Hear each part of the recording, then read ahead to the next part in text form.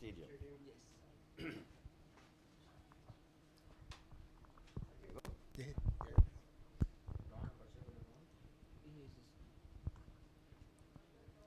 Well, it's good morning from Karachi National Stadium in Pakistan. So we'd like to welcome you to our broadcast originating here from Karachi Live. Naeem Chan here, your commentator. I'll be alongside Devendra Maharaj. Good morning to all of you, especially those people back in Australia and the West Indies. These are the two teams here. Good morning, Mr. Chan. As we have an appeal for LBW there, the umpire doesn't seem to be interested.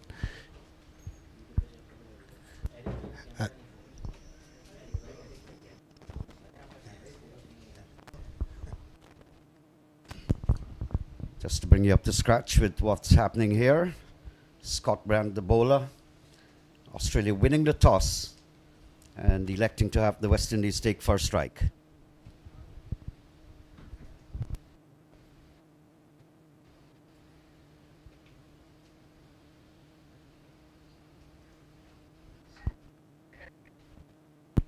This, of course, is one of the several warm-up games leading into the official tournament, which starts on Saturday, Pakistan time. And so all the teams, there are 12 of them assembling and converging here in Karachi. And the two teams out there, as I mentioned, Australia, they won the toss, elected to field first in this 2020 World Cup 2025.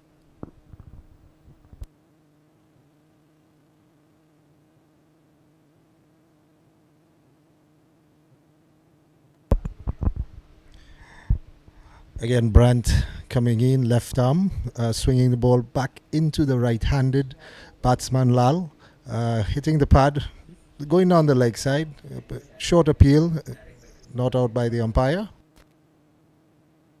Beautiful. And we have beautiful cricket.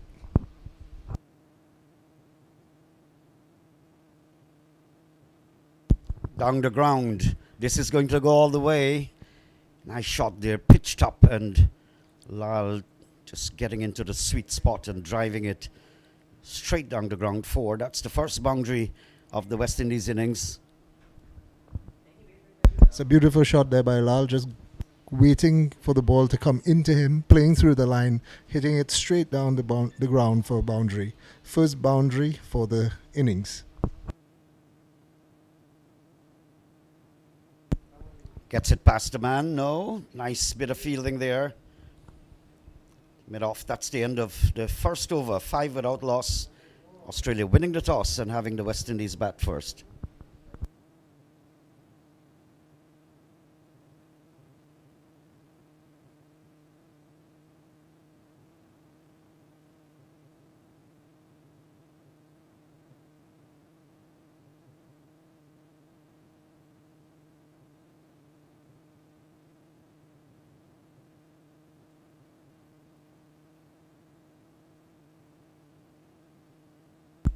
The two teams there for you on your screen. Australia to your left and the West Indies.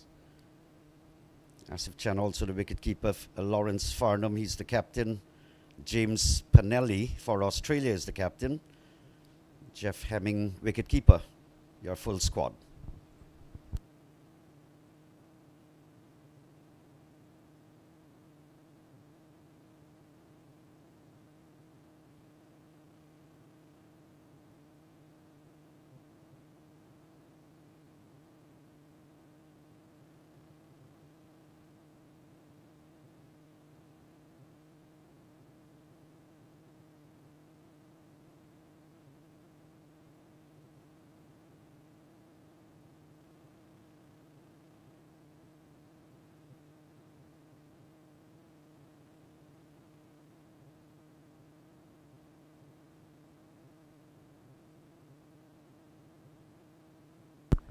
Spin for the first time this morning.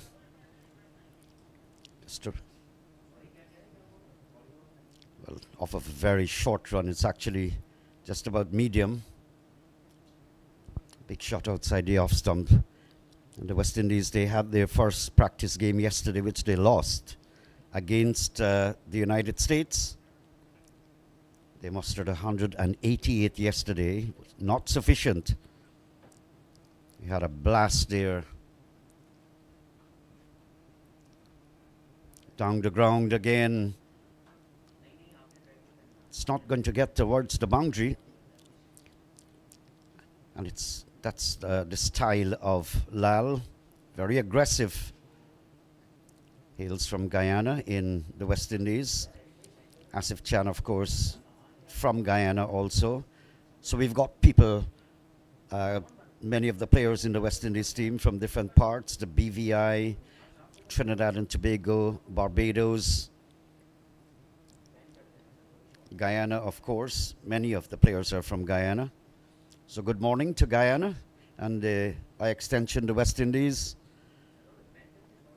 Nice weather conditions. I was looking at some of the names on those stadium stands. Masood, Hassan, Shahid Afridi. And here Mark Cleary, right arm medium, off of a very short run.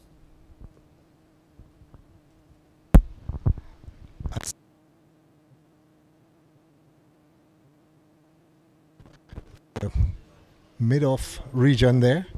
First strike of the ball here this morning to him.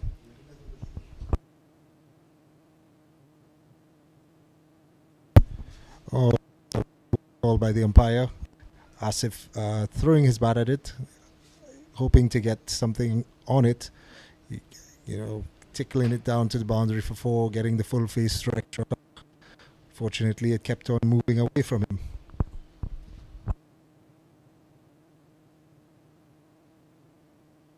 Just missing the outside edge, pretty close, leaving the left-handed batsman. Clearly moving the ball away from Asif. There's a lot of dew outside here this morning, I saw on the ground.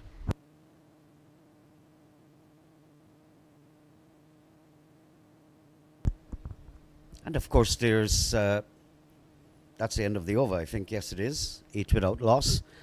But there's extremely intense sunshine in Karachi.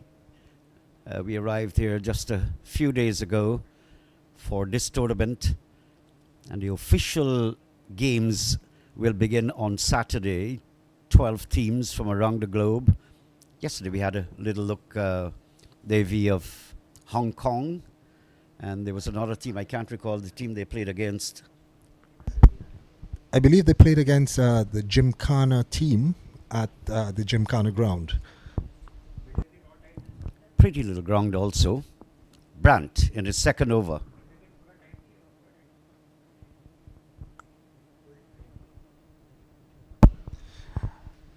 As Lal plays that off his back foot into the short cover region and stealing a single, which brings Asif back on strike now. As I was saying, Naim, there's a lot of dew on the ground, so I suspect that there should not be a lot of swing in that ball anymore, because obviously the ball getting wet as it's rolling along the ground there, it'll be hard to keep it dry on one side, shiny. It would also become a bit heavier, allowing lack of swing. Are you surprised Australia winning the toss and electing to bowl first? I am. I thought they would have. Brandt goes into bowl.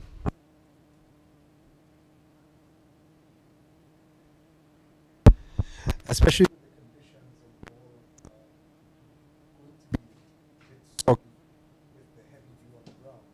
I think they're taking their chances up front and trying to restrict West Indies and, batting on a drier wicket in the second innings.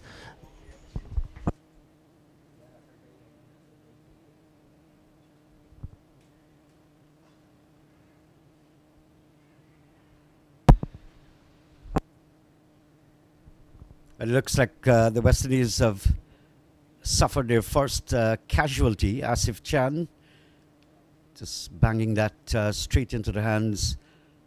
He was on the back foot and ricocheted off the upper part of the bat. Simple catch there, Davy.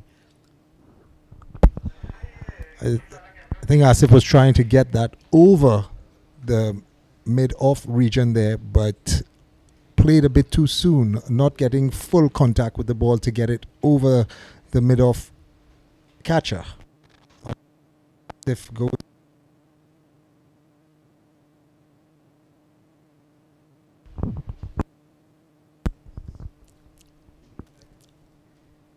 Well, the West Indies had their opening game yesterday, practice match against the USA. They mustered actually quite a good score, with the West Indies posting 188 in their 20 overs, losing 4 wickets in the process. Had some good knocks from Larry Babb, 61, Richard Latif, 51, coming in very quick time. So the West Indies actually were beginning to celebrate in the camp a little too soon, because the USA had other thoughts in their heads. And it came from the bat of Anwar Ahmad, 68 of just 28 deliveries. The USA clinching that game yesterday. Today they're up against Australia. Yes, it was some prolific batting against West Indies yesterday. I think he took the ball away, took the game away from us yesterday. Naeem?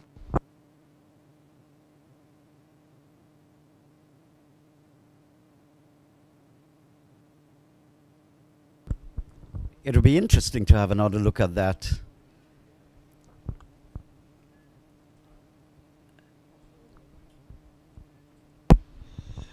Ball swinging into Atwell, but he's batting about 1.5 feet outside of the crease.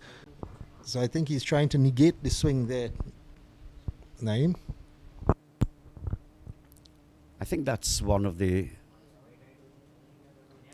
things that the umpire looked at. Quick singer. It all boils down here, Davy. At some stage, the West Indies would have to. I know one of the giving away dot balls. So that was one of the major discussions.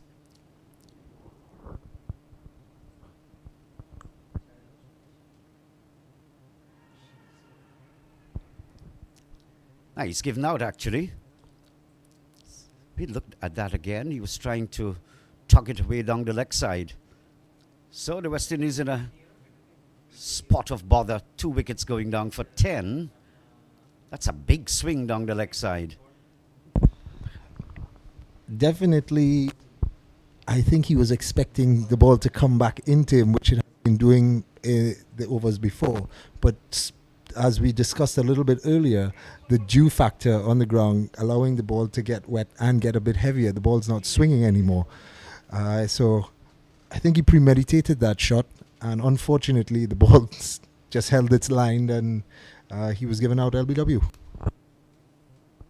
Well, there he is walking back. The West Indies off to a pretty bad start here at the Karachi National Stadium. Dejected. Yesterday he didn't get off the mark. Didn't do pretty well yesterday either. So they're trying to have their form here, Davy.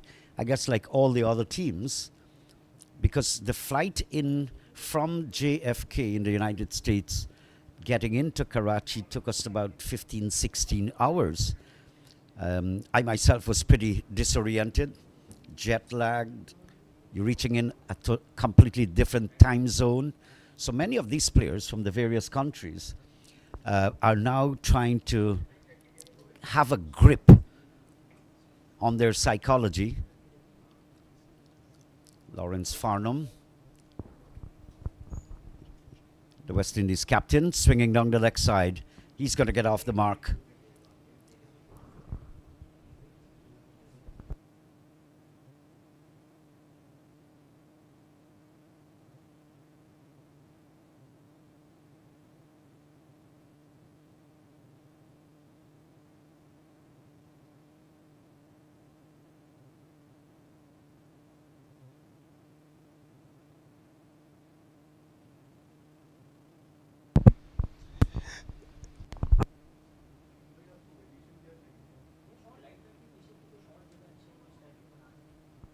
That's the kind of strategy they were talking about. I guess in T20 cricket these days, Davy, dot balls, no balls, wides, overthrows are things that you stay away from clearly.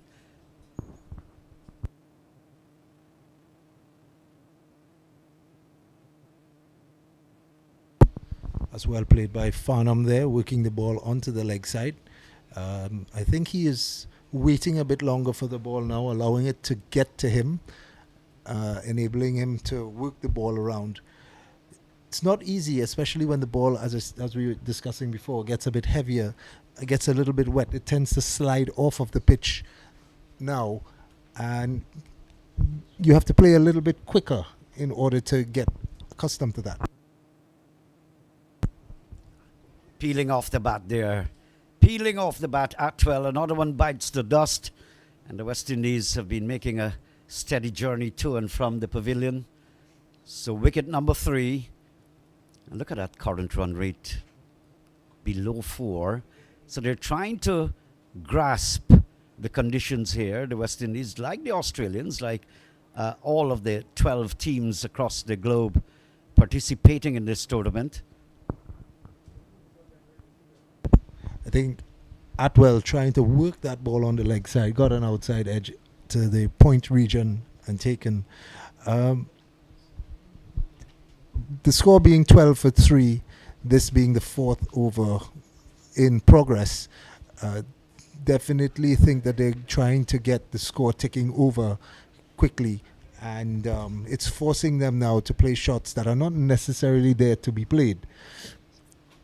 Unfortunately, did not work out well. Atwell is back in the pavilion, scoring 1 off of 3 deliveries. We have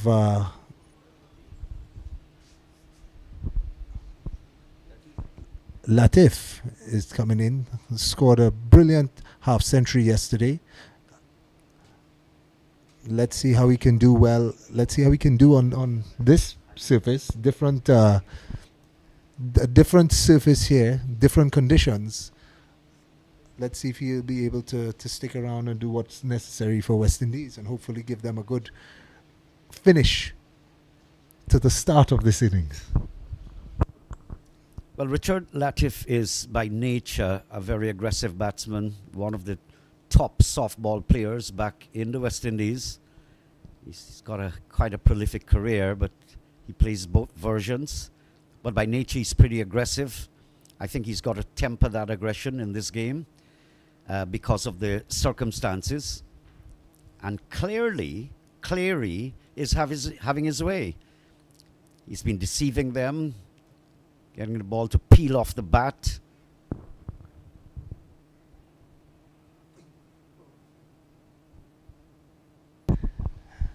As Latif just squeezes that one out there, ball trickling back onto the stumps. We've seen many times where, they get the ball dug out, as they say, and goes back onto the stumps and the bail comes off. Cleary back in again. Latif advances down the track and just plays straight back to Cleary.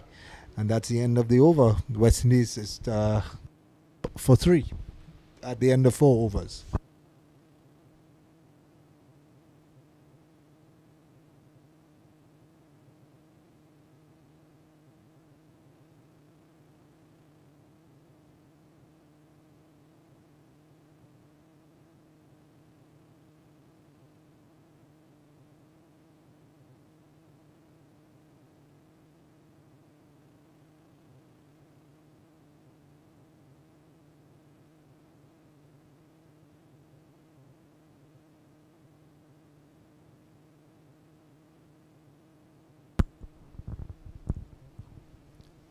That current run rate just pretty poor at the moment. Look at the projected score, 60.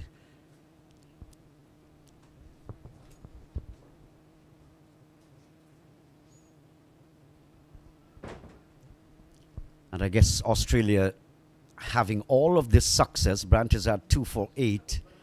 There's absolutely no need to hold them back. I guess they have several other bowlers, so these guys are doing the damage. Let's just continue with them. I think that's a rationale that the Australians are using.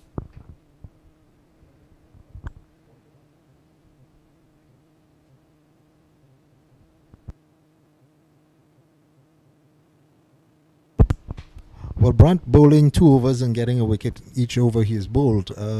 As you're saying, the rationale behind it is we're on top of the game. Why not bowl another one? And let's see if he can get a third. It's because some of these bowlers, when you take them off the attack, they suddenly lose their rhythm when you bring them back on. So I think that's the idea, the thinking of the Australians. That, for sure,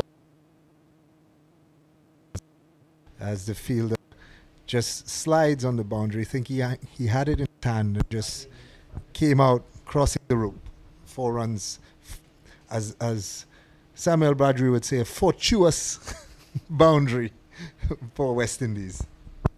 He's quite a character. He's smiling and laughing at himself. That's all you can do when you misfeel on the boundary and it goes for 4.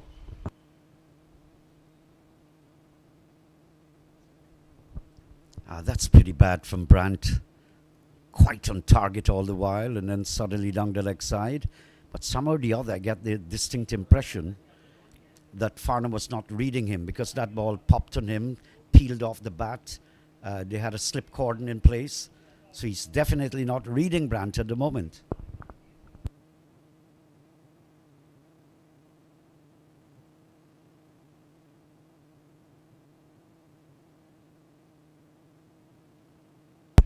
It goes back again to the ball. It does what it wants to do on the pitch. Sliding, gripping, moving. You're going to end up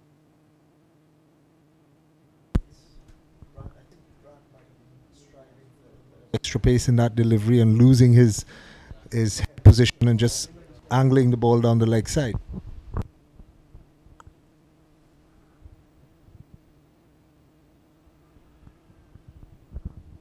I think that was going probably down the leg side. But I'm a little surprised here, Davey, that there's even not a solitary slip.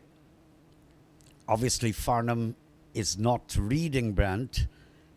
That's the opportunity that the Australians should have been grasping. I'm thinking there must be at least a solitary slip. Put these batsmen on the pressure. You already have them with their backs against the wall.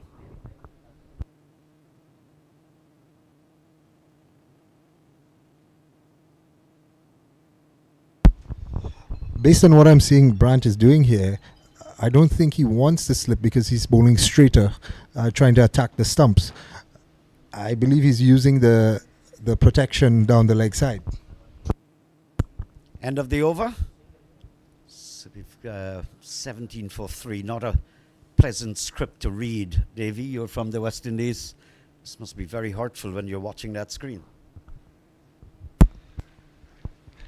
It's West Indies cricket. It hurts my heart.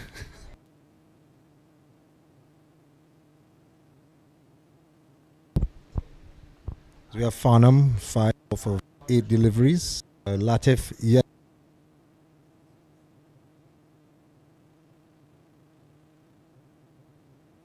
And 3.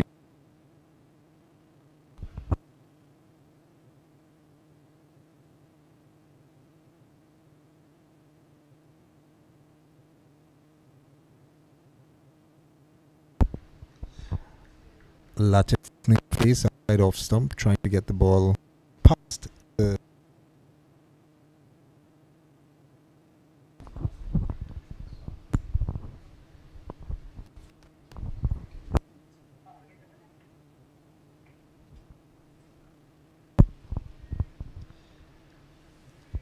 Latif is playing quite properly there, just off the back foot, straight to the ground. As you were saying before, you know, he needed to curb his power hitting ability, and I think that he's doing this right now, playing the role that is necessary.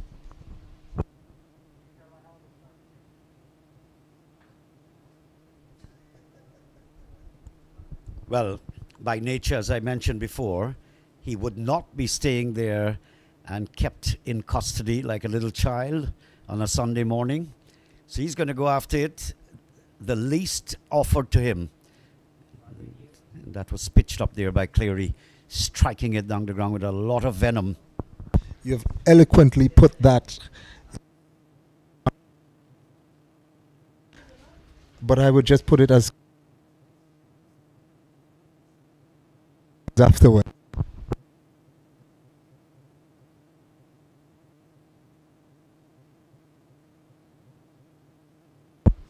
As he gets a single, and Farnham is now back on strike.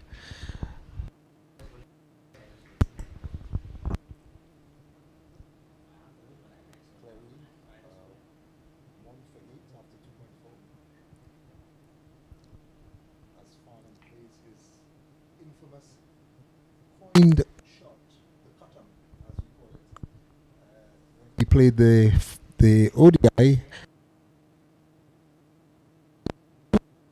shots. We called it the cut 'em and the sweep 'em. All his runs like that.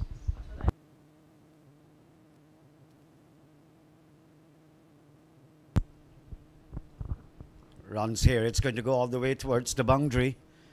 That was nicely chopped away there by Latif. Short. Cleary seems to have the kind of composure that he doesn't lose his confidence, but on that occasion, Short got the right treatment. I think Latif is, again, waiting on the ball, which allowed him to, as it came onto him, just get the boundary backward point. And that's what we need. That's what West Indies need to do here, is allow the ball to come on them. Get the boundaries when the bad ball is offered up, and look for the singles when they can. Pretty National Stadium, as was expected. This is a cricket crazy country. Pakistan, the city of Karachi. Many of the great Pakistani players, those are some of the Australians in their camp, their dugout. So many great players coming out of Pakistan. And I lived in the West Indies, so Pakistan and the West Indies play extremely exciting cricket. And so we're always lining up to have a view of them in the West Indies. Single here. So we have a new bowler, Panelli, as he comes in left arm. On him to the backward square region. Just he's not doing badly considering the situation that West Indies is in at the moment. 28 for 3 at 6.1 overs. Power play being completed. What do you think they were looking at, Mr. Chan, in the power play?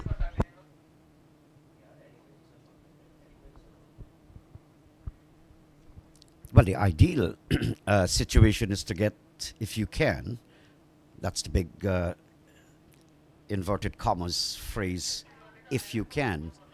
The ideal the ideal projection in your mind is 60. Achieving it, it's another thing.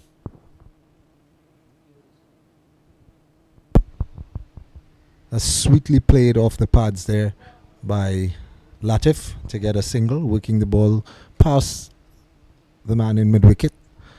As we see a shot of the West Indies camp there. See, Lal seems to be padded up still. I'm not sure if he thinks he's going to get another knock. In Guyana, they call him ball oil, meaning in colloquial. Nice shot there from Farnham, just squaring it up on the offside. But in Guyanese parlance, you describe someone as ball oil when they just live to play the game. He's one of those fellas coming out of the Cinderella County of Essequibo in Guyana. So that's his nickname. Down the ground. Nice shot there, Latif. He's not going to adhere to the advice that we want you to stay there and help to build back the collateral damage done to the West Indies early batters. He's just clobbering that one. But I think Latif still is going to play his natural game. Once the ball is in his zone, he's going to dispatch it to wherever it needs to be dispatched. So this is what you want. You want some aggression, and you want some suave and be aggressive at the same time.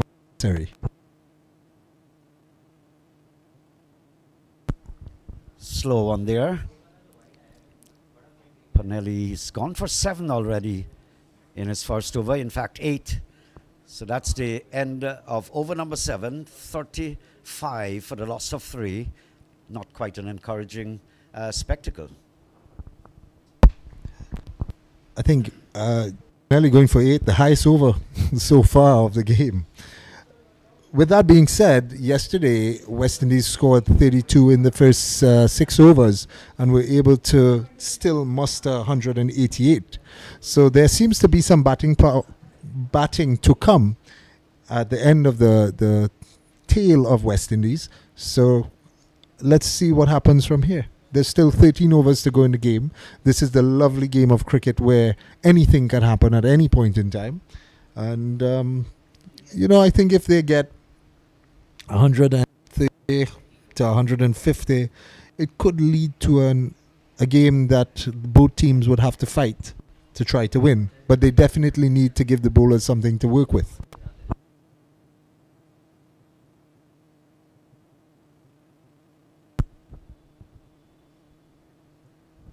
New bowler, Wild. In our part of the world, we spell that W-I-L-D. Probably in the other side of the earth, it's W-Y-L-D. Struck again, not getting quite hold of it. But nowadays, Davy, you'd like to think, especially in the big stage, like the IPL and the big bashes and CPL and all of that, it's now, if you don't get to 180 to 200, and anything over that is bonus, you're not in business. But when a team sets out, as in the case of the West Indies, when a team sets out to achieve 60 in the power play and they turn up at the ground, and then all of a sudden you see you're 36 for 3 in the 8th over. So lots of changes the batting side would have to do, adjustments, stealing, milking the bowling, stealing a single, converting ones into twos. And to be quite honest, Farnham has that kind of temperament. As you said earlier, it's cut 'em and sweep 'em, so he has that temperament.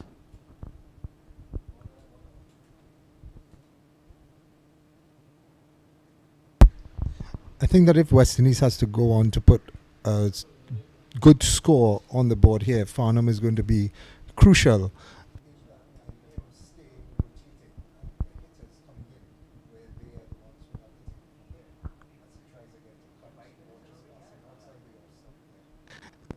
As Wild completes his first over.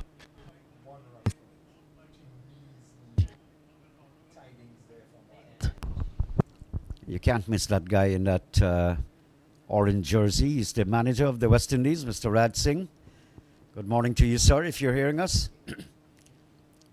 When I say you can't miss you understand exactly what I'm saying. If the camera doesn't pick you up, it can't pick up anything.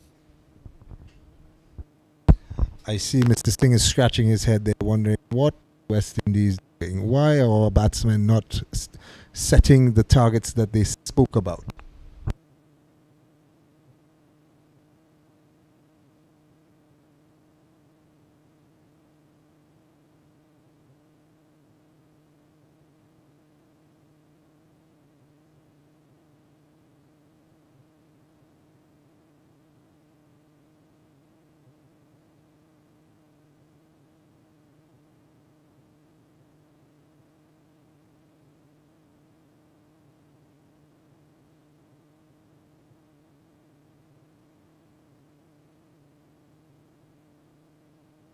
Here we have another new bowler at the crease, Sean Matthews, as this is the second spinner introduced, off spinner. Latif is on strike here now. I think Latif is doing well so far, working the ball around. When it's in his zone, he's going after it. Once Latif can stay, I think we will be able to progress to a good, productive score. Well bowled there by Matthews in the block hole almost immediately. Well, it's good to see that Latif can temper and tailor his innings. Because to be quite honest, he can be very erratic, fuse blows very quickly. There you go. But just getting the outside edge. What has happened there? Leg before. Yes, given out. Let's have a look at this again. I thought for a moment he came off the bat.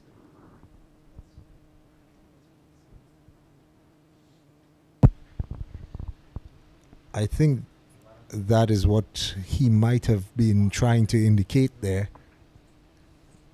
But it was hit straight in front. So the only thing that could have saved him is if he got a piece of bat on it. I think we need not speak about what they should and should not do, because it seems to be working in the opposite way as we discussed.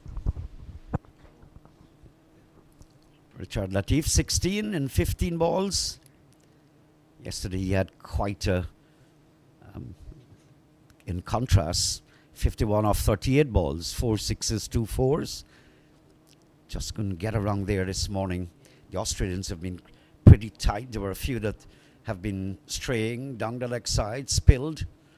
But in general, you look at the scoreboard and you know that they've done pretty well. 36 for 4 after asking the West Indies to bat first. Well, we have Ramnanan coming in to bat. 4 wickets down. It's just a matter of working the ball the next couple of overs, and then as more shots. And when I say we, I'm referring to the West Indies.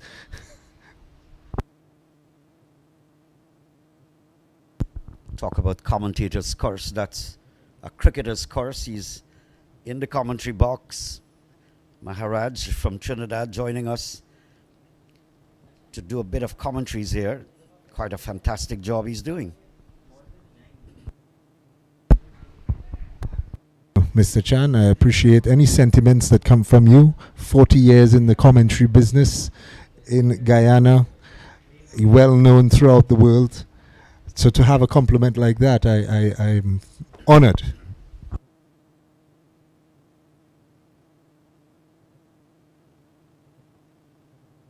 Just not making contact there, Ramanan. But I'm seeing many of these players for the first time, actually. Ramanan impressed me yesterday as having his head on his shoulder, very sober-headed. He can really dig in deep. Whether he can stem the tide of the Australians and their bowling, that's another issue. But the West Indies have got some depth in their batting. But a big role would have to be played in any recovery for the West Indies. That role would have to be played by these two.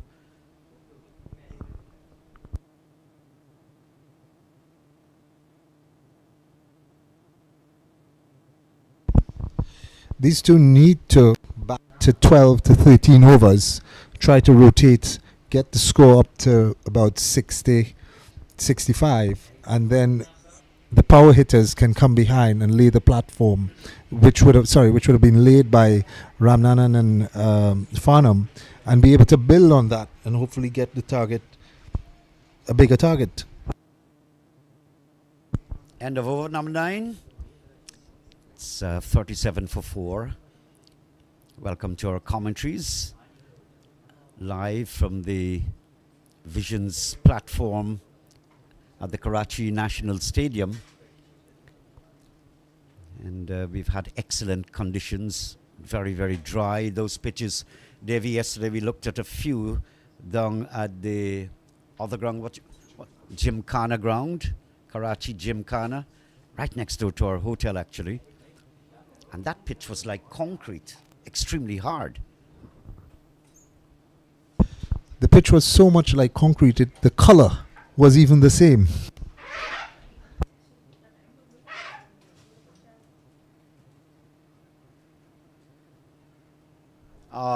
This is bad. Terrible. That's one of the cardinal sins you don't want to commit in T20 games. You don't want to get run out. You don't want to bowl no balls, overthrows, and give away a lot of byes and dot balls. Run out is on that list. There you go. Confusion reigns. And Ramanan, who we thought would have been the person to hold on there with Farnham, now having to go back. Yesterday he had a very stable knock. Confusion reigns. Not taking away from that shot that Ramanan played, Wild was the one who ran across and fielded the ball and was able to pick it up in front of the fielder who was at that short region there and get it back to the keeper. It was not a run. I think Ramanan was trying to make it a run, but unfortunately it didn't happen. As we have Larry Babb comes into bat, who was very, very good yesterday, scoring a quick fire 50 of balls and with some massive success.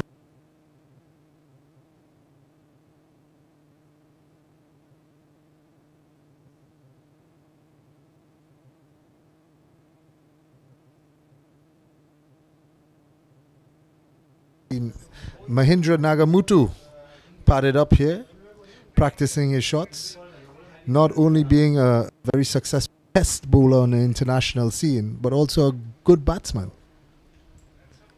As Babb is forward there, just waiting on the ball to come to him. He's not one to muck around. It's if it's low.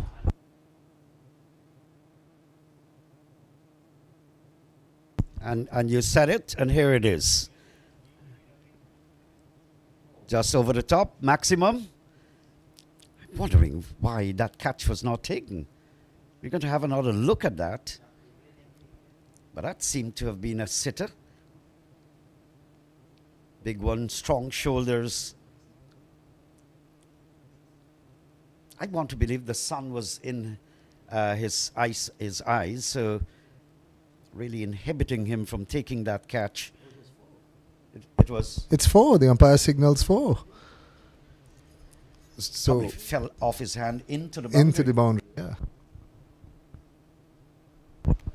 And Larry goes again. This time connecting well, and that one goes to 6. I think before the fielder was concerned close was to the boundary, being very close to the rope. He probably did not want to touch the rope to give a boundary or 6.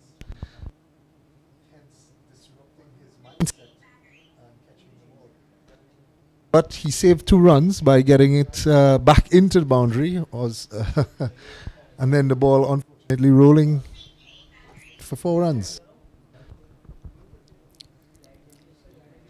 That observation is right on target. He saved 2 runs. And there are so many super overs that I've had to describe.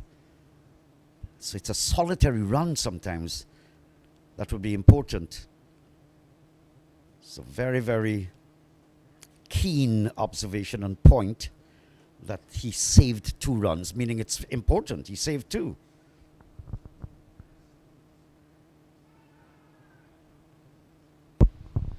Babb is forward there. Already 10 off the over.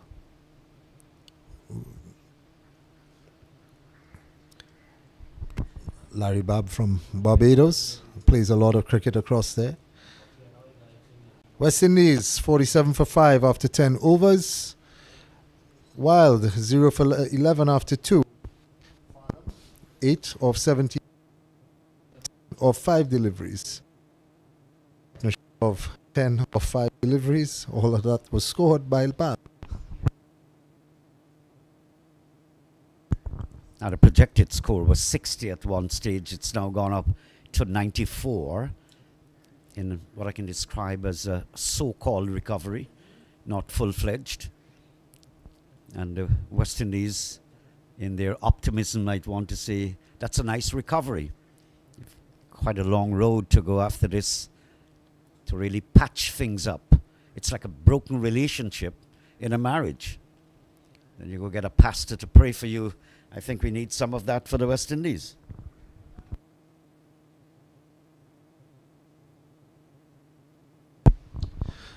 And that's well played by Larry. Just dropping the ball into short cover to get Larry on strike, as we have two Larrys at the wicket, Larry Farnham and Larry Babb. This is what is needed by Farnham, to rotate the strike, give Babb as much strike as possible so he can see a couple of balls, and being the destructive player that he is, it gives him time to free his arms, look at the pitch, look at the ball, and getting as he would figure out how to play to get as much runs as he can. As he strokes that one down to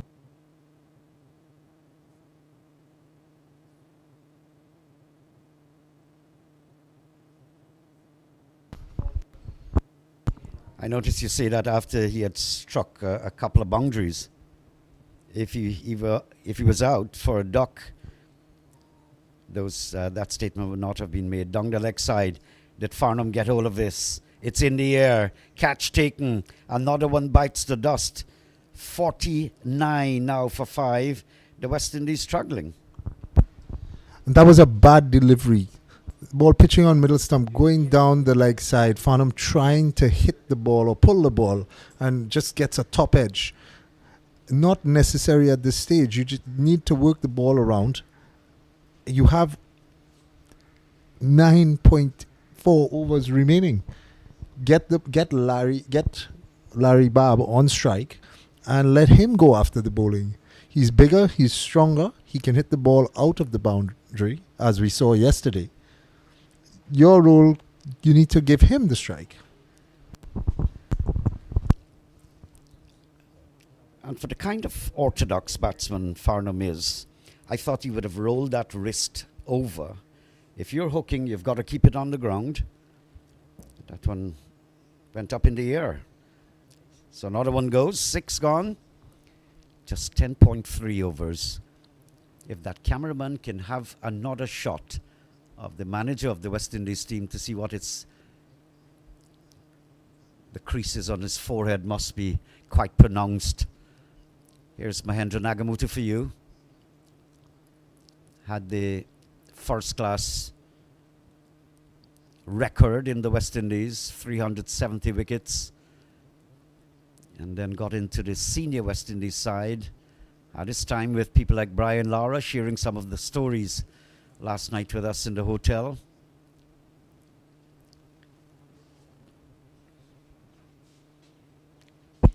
Not only being an accomplished bowler, Nagamutu, he's a very accomplished batsman. And able to read the game and play the ball around. He can hit a mile. So I think we have a good between Babb and Nagamutu. They can stay in the wicket for the ball.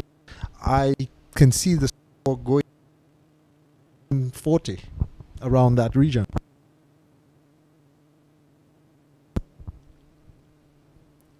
The last time you said that and sounded optimistic and a wicket fell for the West Indies, you yourself, not in today's game, but if you keep saying that, I think the West Indies will be out in quite a jiffy.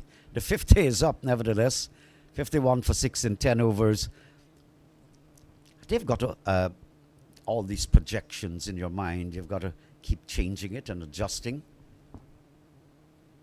And I'm talking here about the final score. Like now, or last evening, the West Indies would have been hoping today they're coming out to get 180. Anything over that, bonus, over 200, excellent. So you've got to make all those changes in your mind now. And to say from 51 for 6, hopefully you'll get to 100. The player, I've never believed in setting projected scores in your mind at times, simply because situations like this, you come out here and you say, yes guys, we are looking for one good score. To look at the conditions, when you look at the wicket, when you look at the bowlers, when you look at everything that's happening around you, that can change in an instant, as we see here today, where West Indies 6 in 7 overs. So as you say, they now have to figure out what is a good that can be achieved right now with 6 wickets down and some more batters coming into the camp. You can add another word: recalibrate, recalculate, and now recalibrate as well. New bowler is going to come into contention. They're aware the falling of the wickets took place. 1 for 9, 2 for 10, and the story goes on.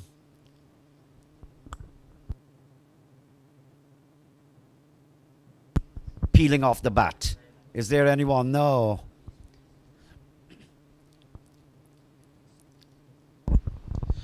That's good running there by Bob, getting 2 runs,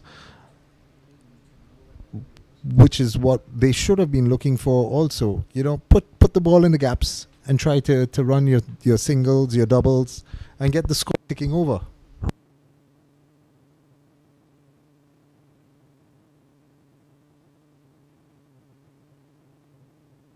As Bob gets an inside edge there that was escorted to the boundary for 4 runs by Brandt. In the great words of my good friend Samuel Badri, another fortuitous boundary. Those guys are not going to take chances plunging around. This is the Over-40 World Cup, just to remind you. So many of these guys could be 50 plus, but they represent their countries with dignity. So Bob is on the back foot there, playing the ball back to the bowler. Edwards, new bowler, off a short run, bowling a little dibbly-dobbly medium pace here. These are the ones that you would think that you can try to hit out the ground, but these are the ones that seem to get most batsmen.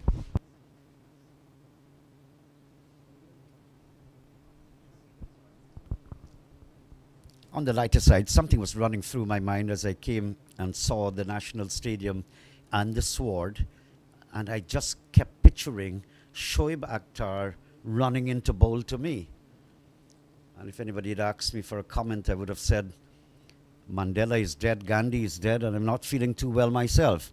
And find the earliest exit out of the National Stadium. I'm not sure Shoaib Akhtar has enough space to run in from here. Pleasant good morning, Shoaib Akhtar.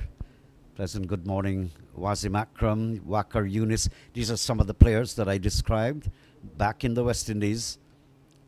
They have etched quite an indelible impression on my psyche. That's well played by Nagamutu, working it to the leg side there for a single. Talk about players of the past. Even in this tournament, we have the likes of Abdul Razak, Shahid Afridi. In 2023, in the ODI, there was Misbah-ul Haq, Mohamed Sami. So the players are still coming out and playing, and this is what we would like in this version of cricket, over 40. As Edward comes in, and his little medium pace there seems to be working well. Larry Babb on his back foot, looking, making sure that he plays the ball as late as possible. Score is now 59 for 6 after 12 overs. Nagamutu on 2. Babb on 19 off of 12 deliveries. Edwards 0 for 8 in his first over. So we have a beautiful picture there of a hawk. I'm not sure what type of hawk it is. In Trinidad, I would call it a chicken hawk, as it resembles that species. And of course, they like chicken, so chicken hawk. If it was beef, they would call him probably cow hawk. But it's always so nice to see nature in full flight. Back at our hotel, we saw lots of birds, And my country, beautiful Guyana, it's all about the ecosystem there. That's the way Mahendra Nagamutu can play if he wants. But he's got to support Bab. That's the important thing in this equation. Support for Bab. So Bab can spend some time out there and just see how he can reconstruct the West Indies innings after an early collapse. Well, this is what he needs to do. Doing it quite well. To play his game. When the ball is there for him to hit. When it's there to work around, you get a single. So the score continues to tick over. Less dot balls is better for West Indies.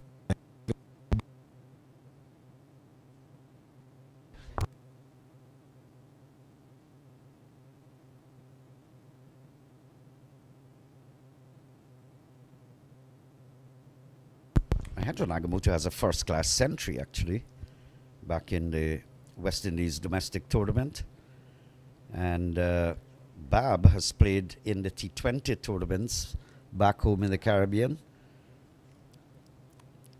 I tell you, he's very, very strong. He hits that ball. When he miscalculates a shot, he gets 6 runs. We saw that yesterday on 2 occasions. Too hot to handle. Too hot to handle. Matthews actually taking evasive action. You're going to have another look at that. I think he miscalculated that shot. There you go, a bit of feral ferocity and savage brutality injected in that shot. This is exactly what we're talking about here. There's 4 balls gone. The score off of the over so far is 7, with 3 singles, a boundary, and 2 more deliveries to go. There was not any problems or any issues with taking unnecessary shots or playing unnecessary shots as they continue to rotate the strike. And if they continue to do this, you will see that that run rate or projected score would start to increase. As I said, it goes up to 110 now.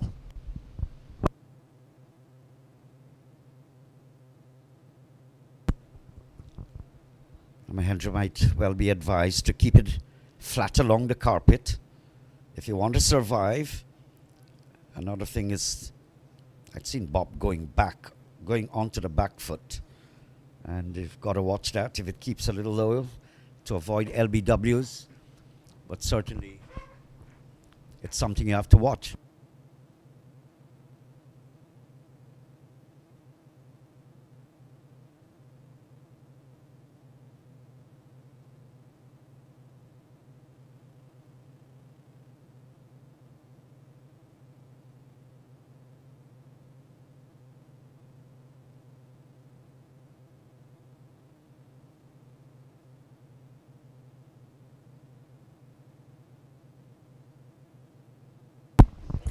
We have Nagamutu on strike.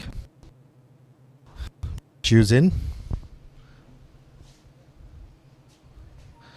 Well stopped there by Matthews as Nagamutu is able to play that straight back to him. Larry Babb indicating to him that the ball is seeming to get some uneven bounce.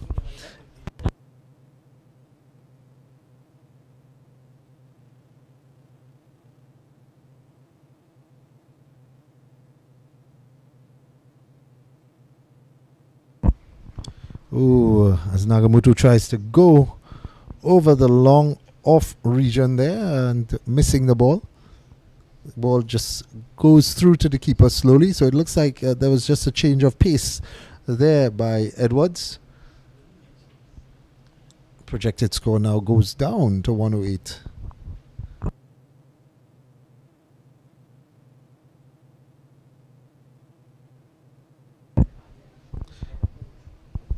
Nagamutu works the ball to the backward point region there and gets a single. It brings Larry Babb on strike.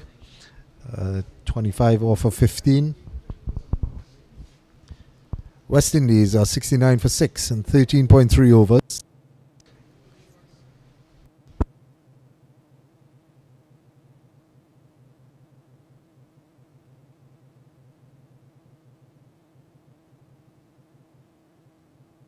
That's a lovely shot there by Harry Babb as he just plays that, gets it to the deep backward square boundary as it rolls along the ground effortlessly for 4 runs.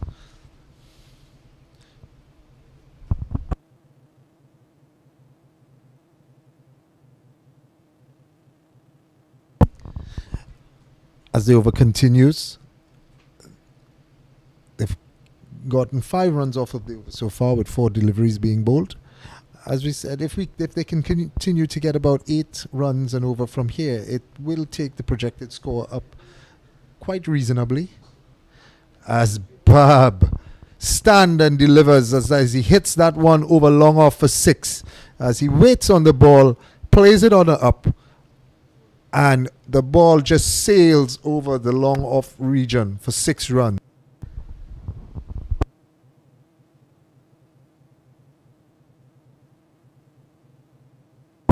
Babb moves on to 35 off of 17 deliveries, and just like that, the score off of the over has moved to 11 with 1 delivery.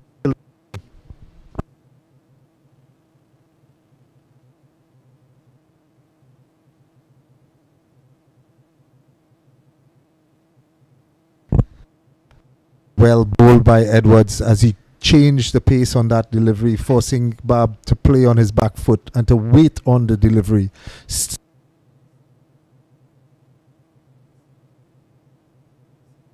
India's highest.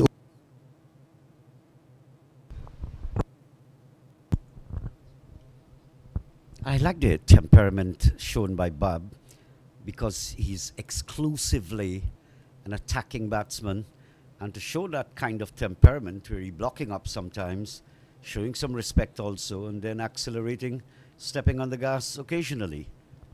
Being from Barbados, Mr. Chan, tape is quite prevalently being played across there, and it allows for quick hands as the tape ball, as you know, slides off the surface quite quickly.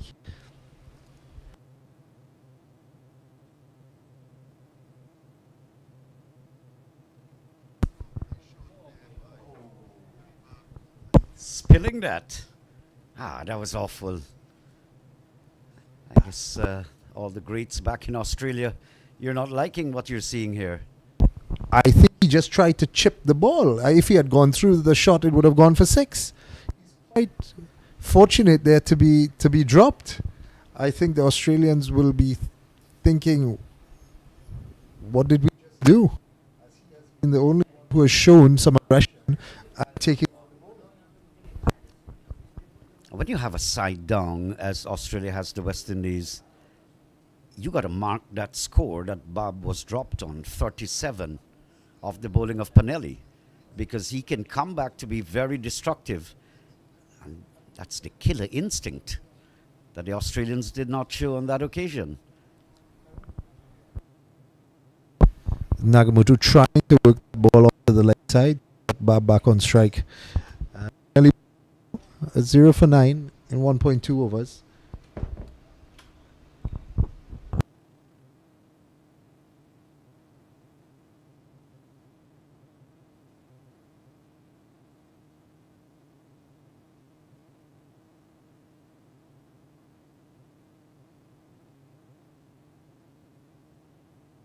It's a lovely shot by Nagamutu down the ground there for a single.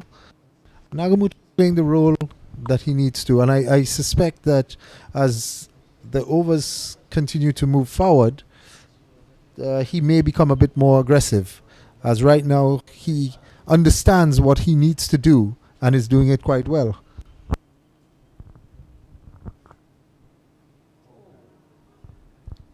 That may just be sliding down the leg side. If you look at the body language, but I hope he's not injured. He actually is the hope and live wire for the West Indies at this time. That was definitely sliding down the leg side. I think he missed out on that shot there. If he had gotten anything onto it, he might have been able to get 4 runs down to the fine leg region. Very good running. That's the kind of cricket. If you're in trouble, that's the kind of cricket. Beautiful. I like to see that. Sharp singles, keep the scoreboard ticking, rotating the right hand, left hand combination. Very, very important. It shows the versatility of Bob also, being able to play the big shots and rotate the strike. When you have Pinelli who's bowling as well as he is, you need to get as much off of him as you can.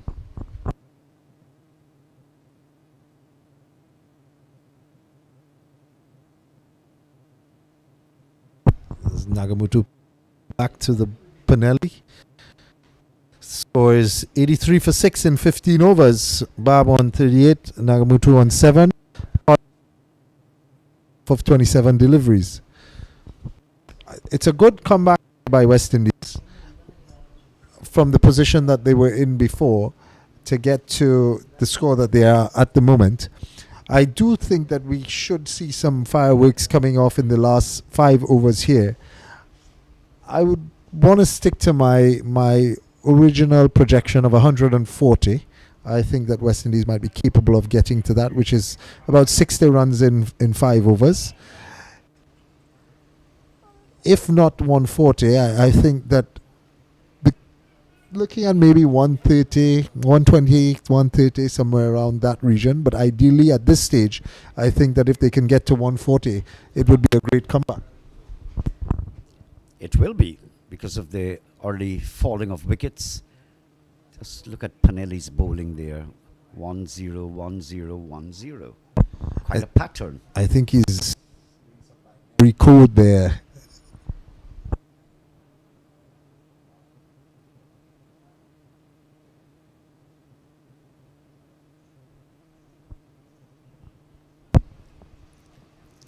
Well, these guys are getting pretty big now, so not being able to scuttle around, slide on the turf, stop it. But they've had their time also many years ago, I guess. Now this guy, Stephen Paulson, last night we called him Steve Smith.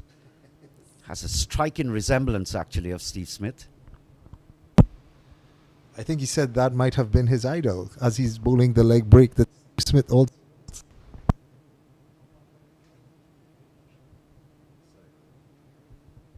I think I heard also that he played in the Big Bash. Oh my word, Larry Bob. That one has gone all the way for 6. That's a big shot. So 91 for 6. And this is what we expect of Larry, who is now on 46. Big, strong hitter of the ball. But last night they... Just come back to that in a minute. That one kept a little low based on the body language of the batsman. But the Australians are in the same hotel with us, Davey, and they were all taunting and making jokes with the West Indies side. Gets it on the inner part of the bat. Still gets a single as he keeps the score ticking over. Off of the over at the moment, 9 runs. Paulson coming in, trying to stem the flow of runs. But Larry Babb has other things on his mind. As Nagamutu is now on strike, let's see what he's going to... Just going to try to rotate. Give Larry the strike.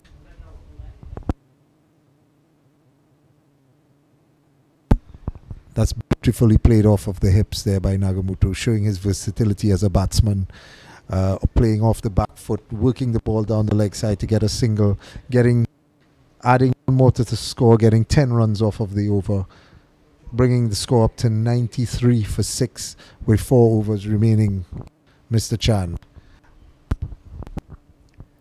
That shot from Mahendra Nagamutu, I suddenly remembered how well Lara would play that, and especially those years that I had the golden opportunity. Now that I look back,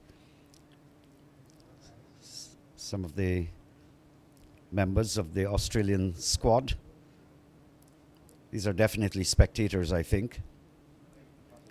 But how well Lara would jab it off the hip, actually square of the wicket and get 6 off of the fastest bowlers in the world. My word.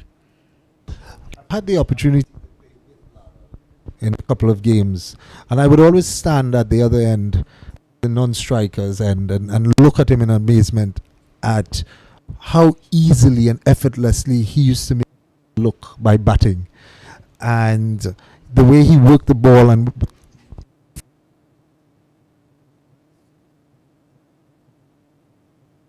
the way to do it quite easily. And I always wondered what it would have been like in his younger years. Wide signal by the umpire, and it's going to go all the way. That should be wides. That's the first miss of the keeper there. West Indies would be happy for that, having 5 wides with the first ball of the over being bowled, but going. They still have 6 deliveries to go.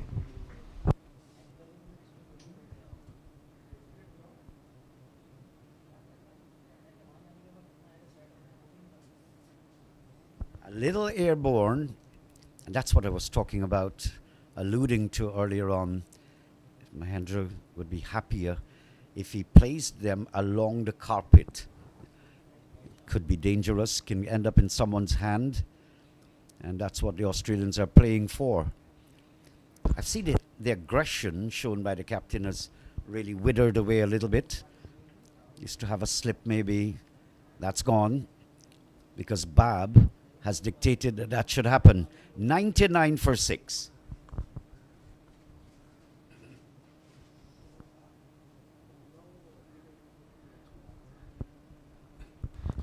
There comes the 100 for the West Indies. Marvellous recovery, I think. They have done extremely well. This is over number 17, so they've got 3 more. And you were hoping or predicting somewhere in the vicinity of 140.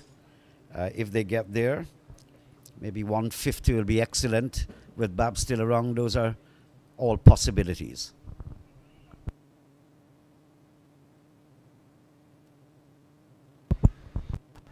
And that's a 50 for Bab.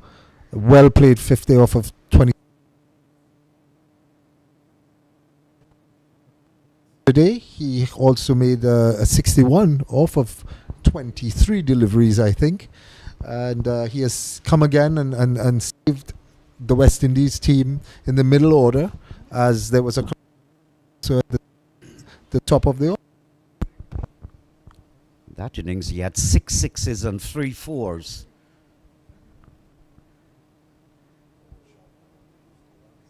It's a lovely flick off of the pads there by Nagamutu. Quite easily getting another 4 runs in this over. This over seems to be going in the West Indies' favour.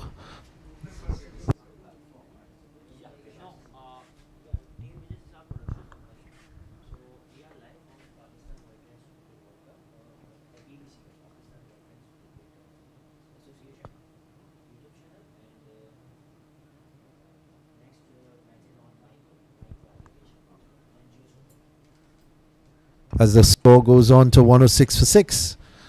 The projected score, I think I saw it was 132 or 134.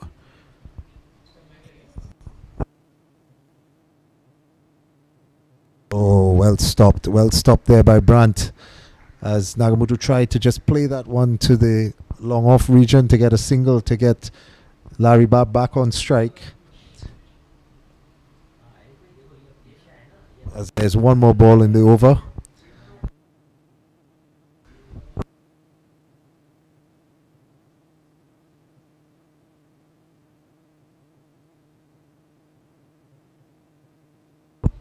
Oh, that's a lovely shot as Nagamutu plays that straight along the ground again. As he retains the strike for the next over, West Indies are 107 for 6. 17 overs gone. Nagamutu on 14, Bab on 50. Partnership of 58 of 39 deliveries. This has saved West Indies so far, as we see the batsmen are just taking a drink, rehydrating as best as they can.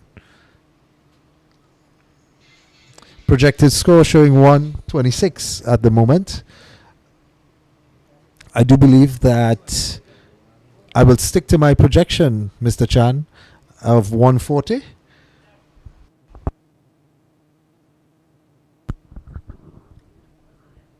Well, it seems a practical projection. So I'm not hearing that you're hoping because you have on the West Indies clothes. It's actually practical to look at that. I think once Bab stays around there, lingers around, that is going to happen.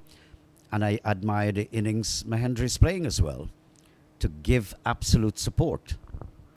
Well, having that international experience, he understands different roles that are given. Ooh, and there he goes, trying to sweep.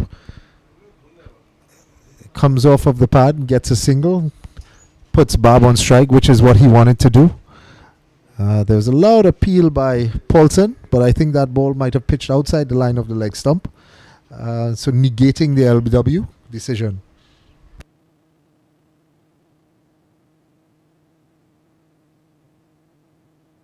Wide ball by Paulson. I think he's trying to attack Bab on his pads and not give him any room to free his arms.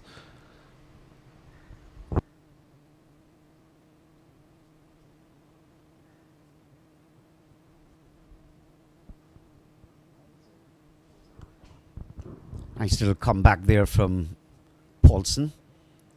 But he's had quite a few spilling away down the leg side.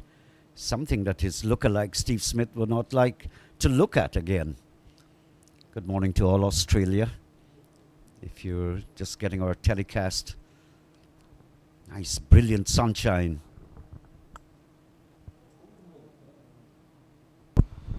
Nagamutu plays that straight back to Paulson, who drops the catch. I think that's the second catch going down. There was another one off Bab. He was dropped on 37 off the bowling of Pinelli. It's something you don't associate Australia with. Even the name, you know what kind of feeling, what kind of batting, what kind of cricket they play. They're serious guys. At the end of the day, Mr. Chan, we are all human. And we have that human element in us where we strive for excellence, but sometimes we may falter. Bab. Boom. It's gone. Straight out of the ground. Just dropping inside of that rope.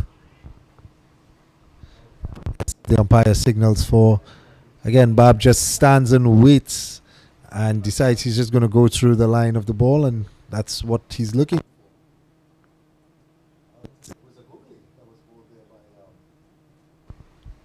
By Paul. Bab is reading the deliveries.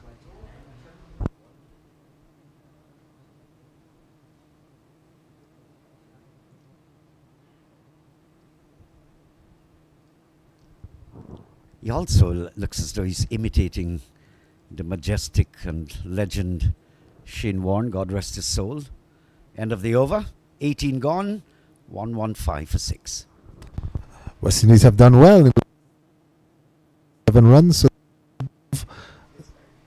the ball to run ratio. Still playing 1. So is 115 for 6. I'll still hold strong to my 140, Mr. Chan. Just look at that run rate. It has moved from 3 to 4 to 4 point something. It's gone all the way quite nicely, accelerating and ascending. So Nagamutu he knows he's got 2 overs left. He knows also that the strike must be handed over with a handshake to Bab as early as possible. Or do you think that he might try to free his hands also in the last 2 overs? And I think I read that right. If he's going to free it, from a cricketing perspective, he would have to make contact. But Mahendra has done that on so many occasions for his home country in the first-class domestic season. And he's quite a live wire in the West Indies camp. He just laughs all the time. Sometimes I laugh by looking at him laugh without him sharing a joke. That is the aura of the person. As he gets the single, as he hands the strike over to Bab, we can only hope that Bab can maybe get a couple of 4s or maybe 1 or 2 6s in this last 4 deliveries here by Nelly. So I mentioned earlier on, it's good to make a little note when someone as aggressive as Bab, when you drop him. And this is one of the reasons. He was dropped on 37. Now look what is happening. He's gone on to 54. That should be 60 now with that 6. That's a beautiful shot there as he's waiting on the ball and just playing through the line of it. I think he understands the pitch. I think he's gotten the timing of it as discussed earlier. And he can just play his natural game now. Oh, Bab, what have you done? That's a soft delivery to get out there, my brother.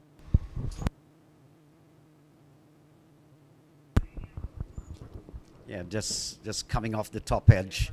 He's had a good knock. He's helped the West Indies recover from absolute tragedy. And he's helped to move that score to 122. Good knock. I think he just tried to work that down to the fine leg region and got too much bat on it. And the ball ending up just ballooning in the air, being taken in the backward square region. But a great knock by Larry Bab, 60 off of 32 deliveries, breathing some life into West Indies, giving them a potential total of close to 140 where their bowlers can come out and try to defend that total. In other words, put a little shot of adrenaline or steroid in their pep in their step.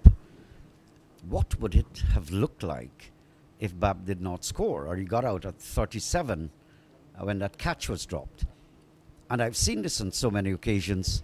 That's why I make a note. If you have a prolific batsman at the crease, at any level of cricket, and they get a chance, I jot it down when they were dropped, because that batsman can come back to give a performance that haunts you in the end. Well, again, I'm glad that I don't have to wonder what it would have looked like if he was taken at that point in time. And in comes Rajapuran, also known for hitting the ball. So let's see what he can do. This is his first knock in Karachi.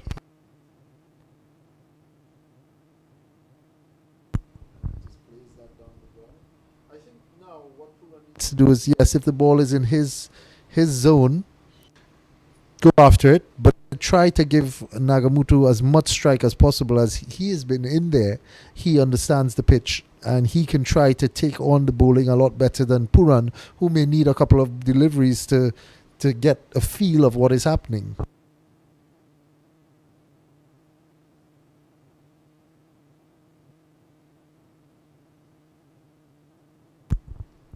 Inside out. It's not going to get towards the boundary. Nagamutu hoisting that. Now there's an appeal, run out. Now how could that happen when you hit the ball 3/4 of a way to the boundary and get run out? I believe it was a direct throw, and that's what got him.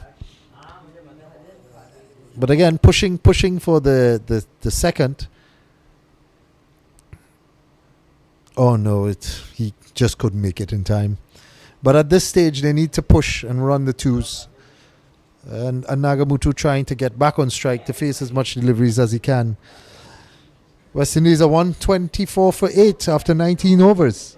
Nagamutu 16 off 22, Puran 1 off 1. Can they muster up that 140? Is not looking. It's not looking like we may get there, Mr. Chan. Well, it's anybody's guess, I guess. 17 off 23. Nice little display of batsmanship, because he really supported Bab in the comeback effort. So you've got to give him some credit. And of course, most, if not all, of the other portion of credit you'll have to give to Australia. They have really fought on. They've dug into the West Indies batting lineup early. And just there was that little recovery that fainted a little bit the energy that the Australians had put into their fight.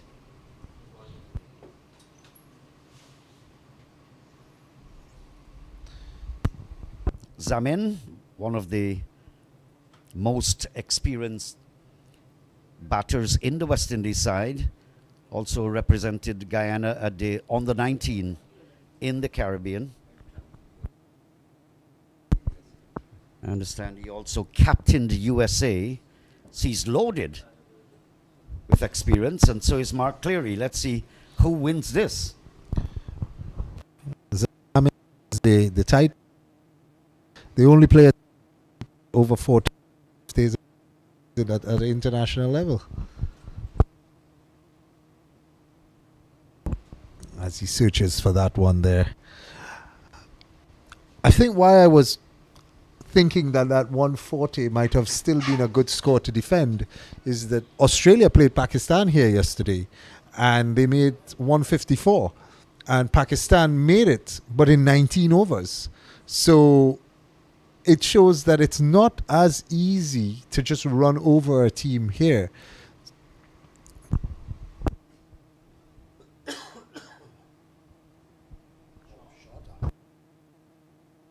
That's a beautiful shot by the experienced Zamin Amin as he plays it late through the backward point region, splitting the two fielders there and getting 4 valuable runs for West Indies.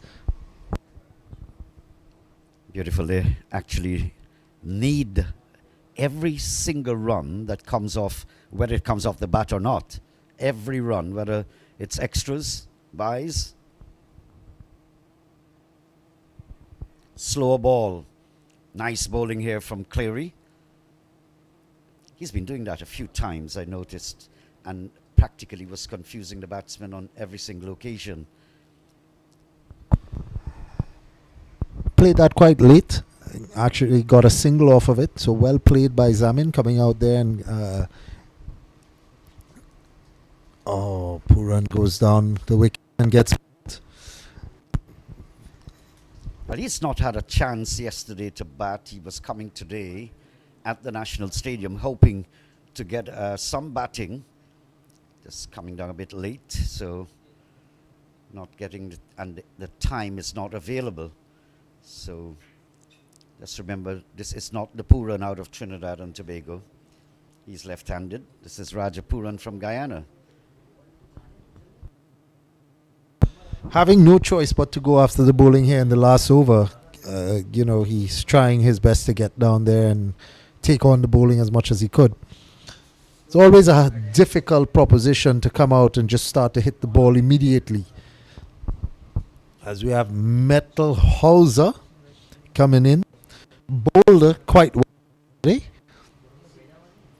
Let's see what he can do with the bat today. Maybe he can still give me a 6. 136. I would be happy with that.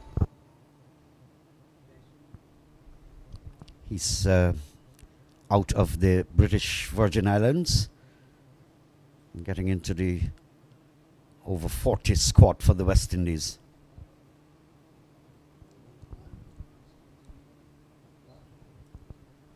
Not with that kind of shot. You wouldn't get to 131 perhaps. And that's the end of the innings there for Indies as they close on 130 for 9. 10 runs short. They should have been. Zaman a quick fire 5 off of 3 deliveries. Clary 4. So Australia, I think, would be happy to West Indies to a total of 130, so they can go out there and they can play quite easily and freely, being just over 6 runs and over. And that's the batting for you for the West Indies, losing the toss but batting first, and kind of paltry scores, just 60 from the bat of Larry Bob and 17 Mahendra Nagamutu, 16 from Richard Latif. So it's not a healthy looking scoreboard, but they've had their full 20 overs, 130 for the loss of 9. And of course the bowling figures for you here. Wickets taken by Brandt and Cleary. 2 apiece, 1 for Panelli, and a catch was dropped off his bowling. Larry Bob, who was dropped at 37, came back to have a good score of 60. So those, well, the wicket takers, the fall of wickets quite down at the bottom. Extras, very important, 13. That's a good score for the West Indies. Actually third in line. So that's a story from the National Stadium here at Karachi in Pakistan.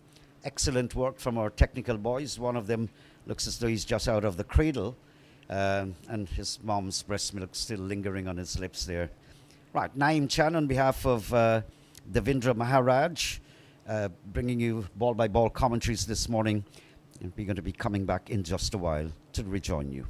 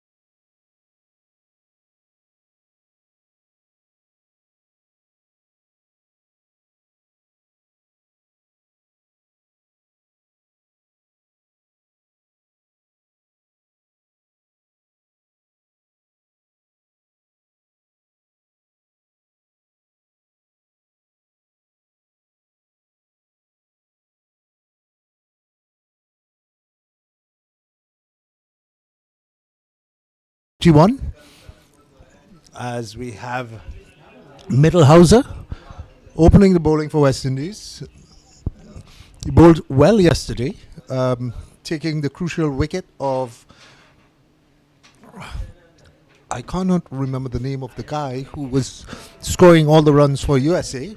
Scored 70-something runs off of about 5 overs. Oh, and that's it, a wicket there for Mittelhauser, as the batsman Knottle has played onto the stump there.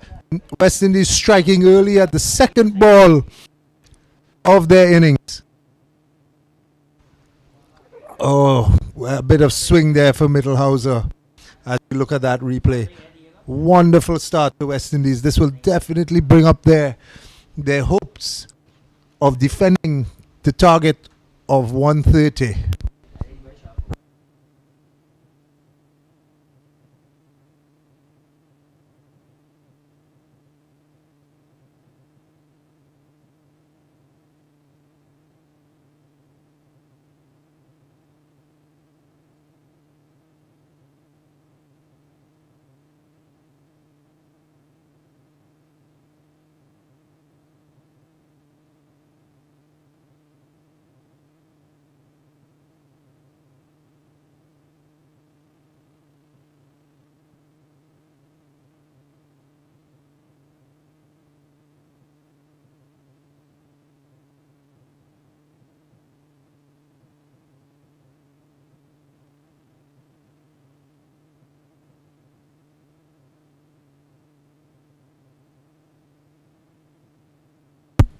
We have the new batsman, Wild, spelt W-Y-L-D.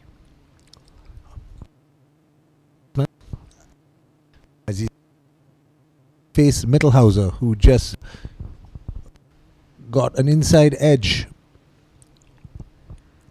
to get his first wicket against Australia.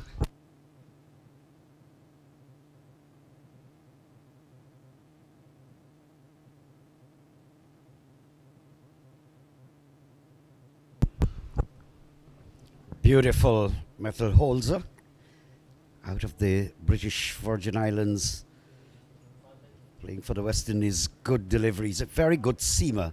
Yesterday I looked at him very carefully. He gets it to nip. Very steady, very constant.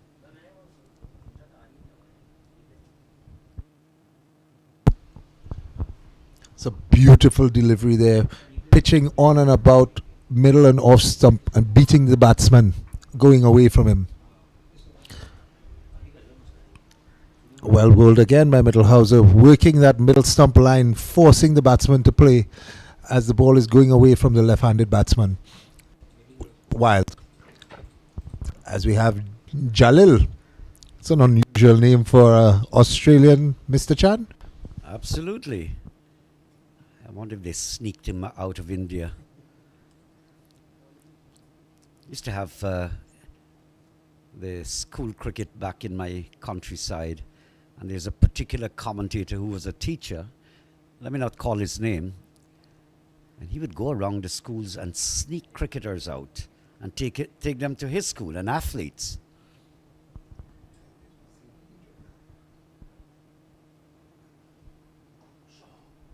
Down the ground, stamping his authority there. I didn't mean anything derogatory, Mr. Jalil, when I spoke that about you. So he's seeking revenge off the West Indies bowling. Mittelhauser just going up a little too much. Jalil adjusting, coming down the wicket and playing him straight back, which is not a bad thing for a opening bowler that moves the ball around a bit. Anything that he can get nipping away from him can create some problems. Now that's premeditated sort of. Didn't expect that from Jalil. You need to get on and win the game, and that's the utmost important thing.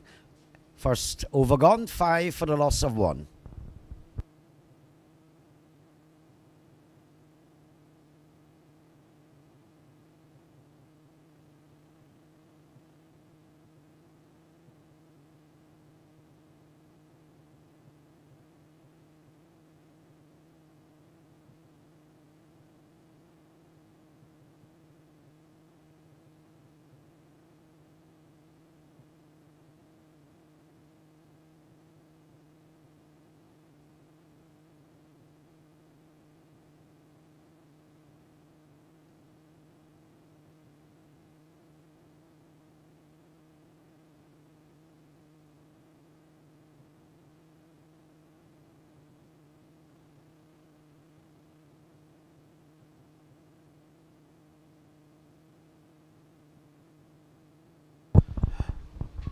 West Indies starting with a spinner.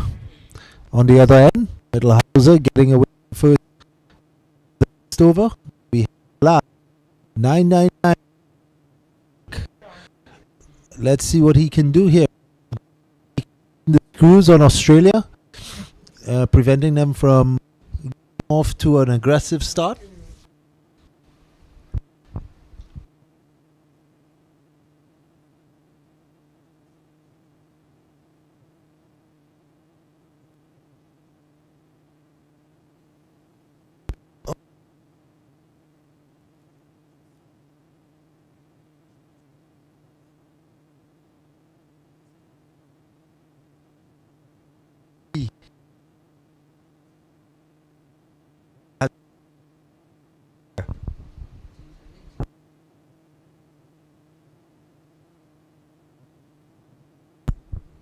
I was wondering whether Farnham, the West Indies captain, would have wanted, like how you have the Australians just in a marginal way, with being on the back foot because they've lost an early wicket. Whether you'd want Mahendra Nagamutu to just get in here and continue the pressure in this power play. It's very important that you don't lose your hand here, and I'm talking about a West Indian perspective, and that you keep it as tight as possible. So Farnham is hoping that Lal can do that for him and just keep that pressure on the Australians. If you've got somebody with their foot or their backs against the wall, even if it's in a temporary way, you have to have that killer instinct. And just to continue to apply that pressure, maybe a close-up fielder. Lal comes in to bowl. I'm not sure if he's trying to spin the ball or just skid the ball off of the wicket here. I think that they may not bring in Nagamutu early into the attack, as the move is important.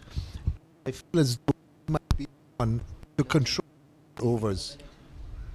Hence, they're not bringing him in at this point in time.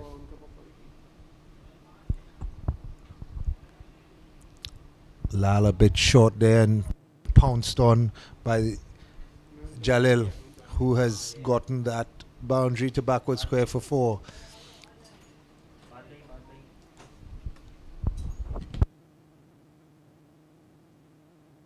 They have to be very careful, because if you're bowling straight, you need to have your protection on the leg side.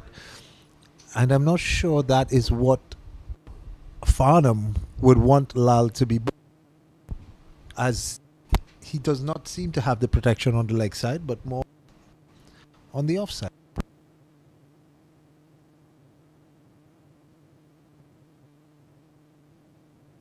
There we go. As he has changed his line, bowling just outside off stump now, forcing the batsman to play to the point region. Run.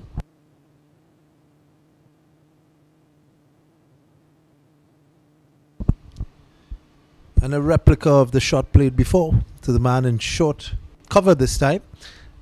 And Lal has gotten away with just getting one boundary off of that over. The score is now 10 for 1 in 2 overs. Middlehauser and Lal getting 5 runs in each of the overs. It's not too bad at this point in time. The game has just started with 1 wicket already in the pockets of West Indies. We're hoping to, in the power play, get two, maybe 3 more wickets, which would set this game up really nicely to finish the same way that they finished against Pakistan yesterday, where the game finished in 19 overs, chasing 154. Pakistan being the winner of that game.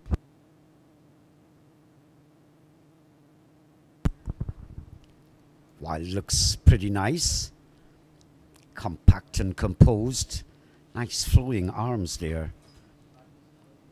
So it's all about the Australians know exactly what they want. They can tailor their innings because they're chasing. It's whether the West Indies can make further inroads to put the Australians under pressure. 6.56 is not exactly a big asking rate in a T20 game.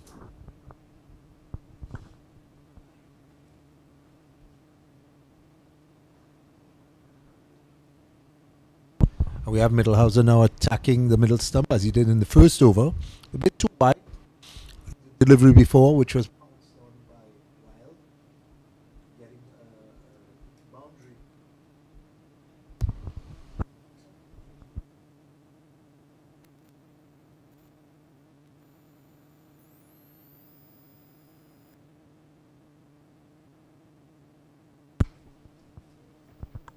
Now there we are, a solitary slip. You've got somebody under some pressure. Pulled away, that's found a gap. Right away down towards the boundary for 4. Here the signal comes from the umpire. Just a trifle short there, he just pounded it. And this is the result if you're going to try to do that.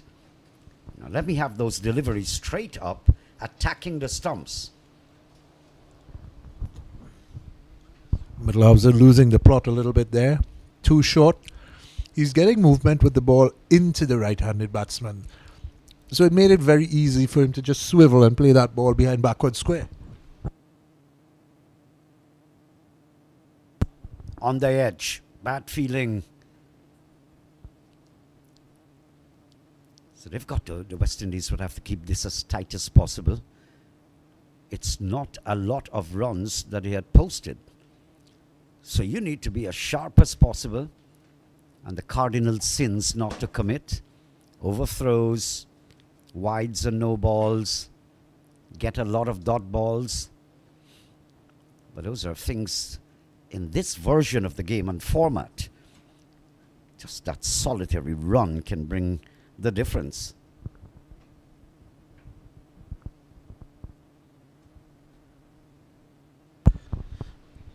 As Mittelhauser again pitching on about Awesome, moving the ball away from Wild, left-handed batsman, trying to open the face, misses it. I think he has the plot against Wild correct. It's just if he can execute for the next couple of deliveries or the next delivery.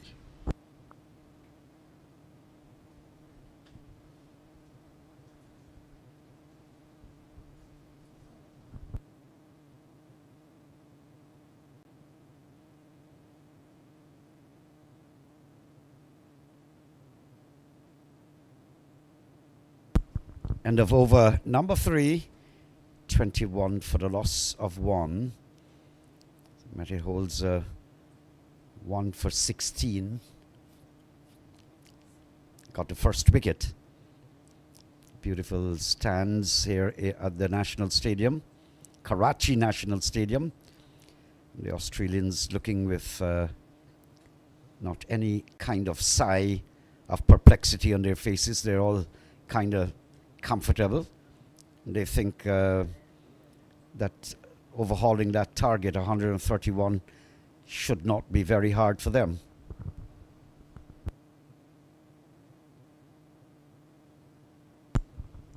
So it's not utilizing maybe the best of your bowlers. In this case, Mahendra Nagamute has got that experience.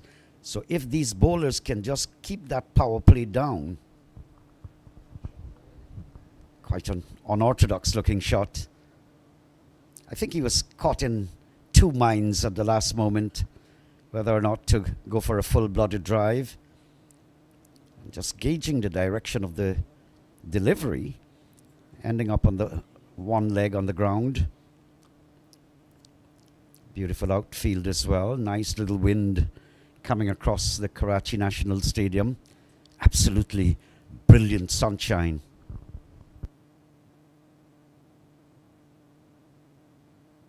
With that sunshine, all the dew that was there earlier this morning has now disappeared, which should be a benefit to the West Indies bowlers because they would have a drier ball to work with compared to the Australians who had a ball that was absorbing the water as it ran along the ground. causing a wet seam, which would allow spinners to not be able to grip the ball properly. Just look at that asking run rate. Just climbing a little more. It's gone closer to 7 now. But even at 7 runs and over, it's you would want to bet on the batting team.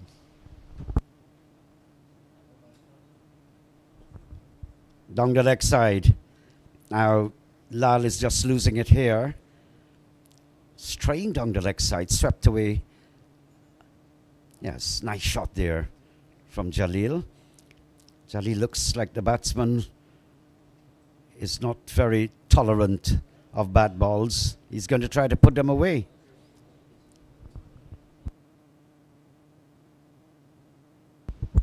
And again, this is where West Indies tend to give it away.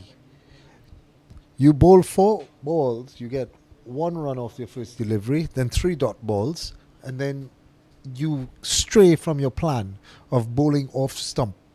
And you start to bowl closer to the batsman, trying to get his wicket, and only succeed in getting 4 runs. But that's going to do the confidence of the Australians a lot of good. Cracked away. Nice shot there. Jalil is on the go. Not wasting any time. Look at that. Brilliant shot. Along the ground. Absolutely safe. 4 runs. Inching on with that total. Just over 100 now short. 4 overs gone. 30 for 1.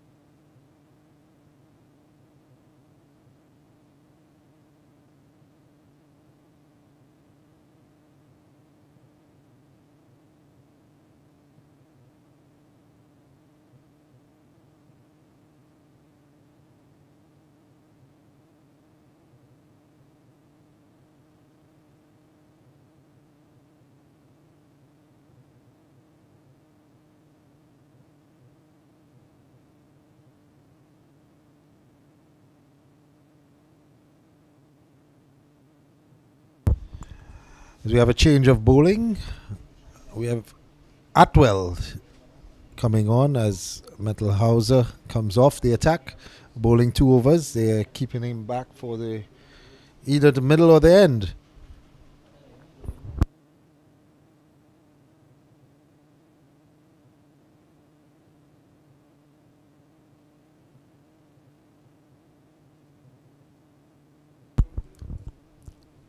Atwell has been brought on. Mettelholzer,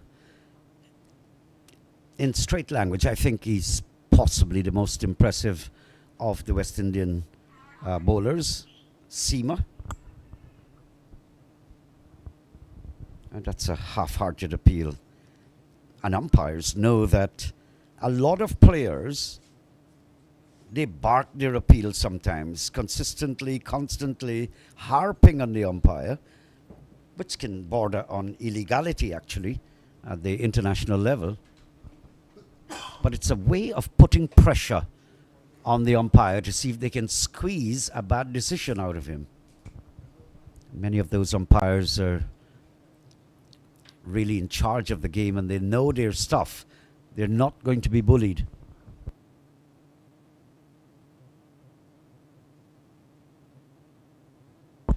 I don't think it's intentional intimidation, but I think it's more of persistent aggression. I see you're looking for words there.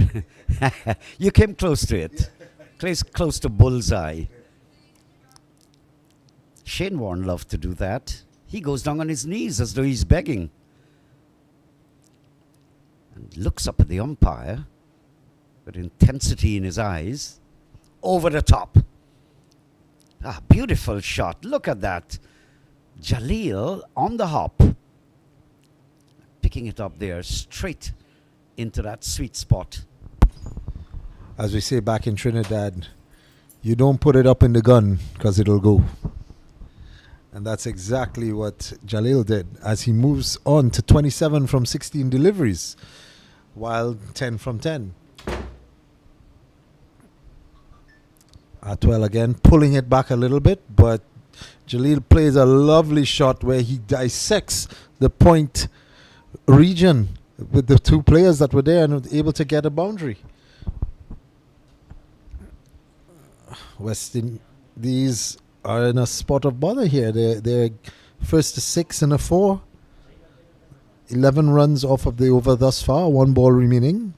Australia 41 for 1.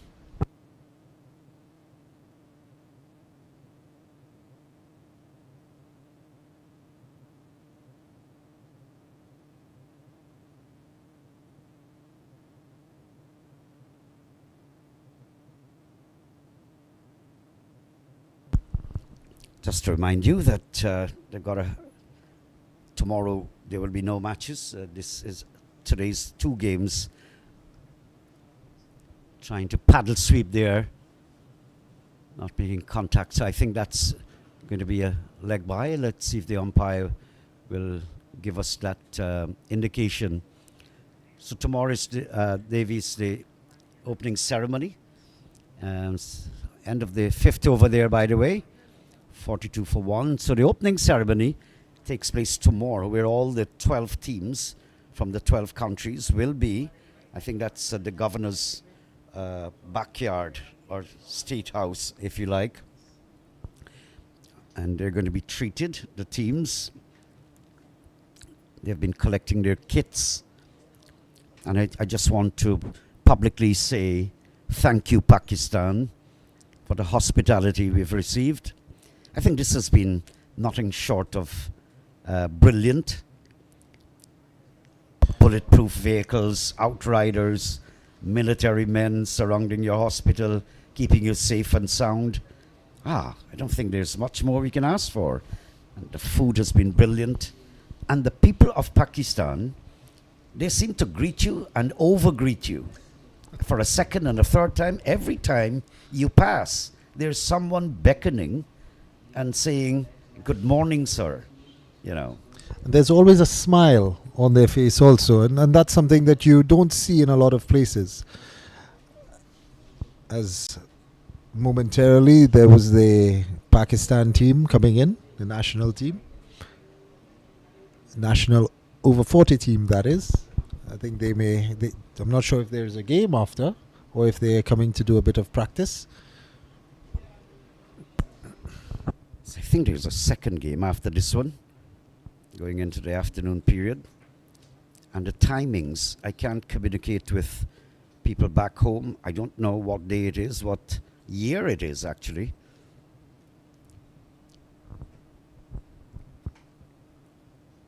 Struck down the ground. So when you're talking with someone home, it's like, greetings, welcome to 2026. That's a jet lag. It has been awful. 3:20 a.m. in the Caribbean. Yes. As you were talking about Nagamutu, he's on the attack now. Brought in after 5 overs.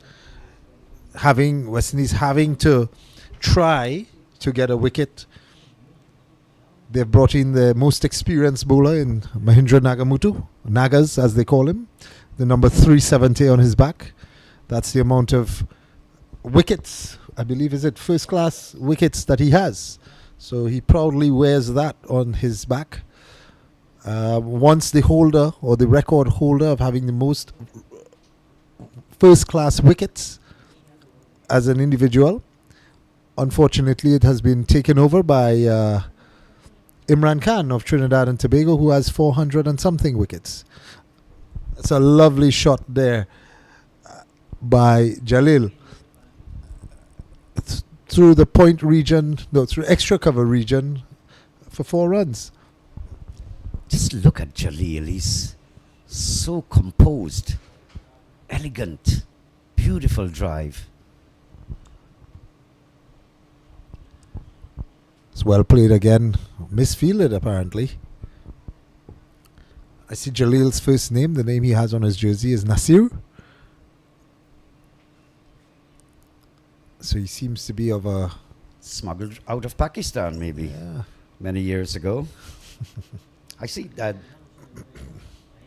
there are several other teams who have got players originating not from the home country, like New Zealand, England. You have them settling down, migrating. That's the first over there from Mahendra. 8 runs taken off after 6. The 50 has come up for Australia for the loss of 150. This is the start that West Indies would have hoped to had. 50 runs off of the 6 overs, losing 1 wicket. As we can see from the equation, 81 needed from 84 balls. West Indies need to be able to stitch together a couple of overs where it goes for maybe less than 3 runs an over to give themselves a chance to put some pressure on the Australian batsmen to try and be able to force them to play some shots, therefore trying to get some wickets so that they might be able to win this game. I guess there's someone down there, yes. But I was waiting to hear the word wickets because, as in the case of Australia here, you have the West Indies with almost, the West Indies have the Australians requiring almost a run a ball. They have 9 wickets standing. The only chance you stand, and that's the operative word, you've got to get wickets here. In T20 cricket, dot balls, the more you can force dot balls, that is like a wicket. And it now forces the opposing team, Australia, to try to get runs where they might not be able to, thus forcing an error, thus getting a wicket. Yes, inducing that error, luring. In some cases, you might want to say, and that's like the school days, wooing the batsman. As we would say, trying to buy a wicket. If you're talking about a woman, you don't buy them, huh? Wives? Yeah, No, no, they take all your money.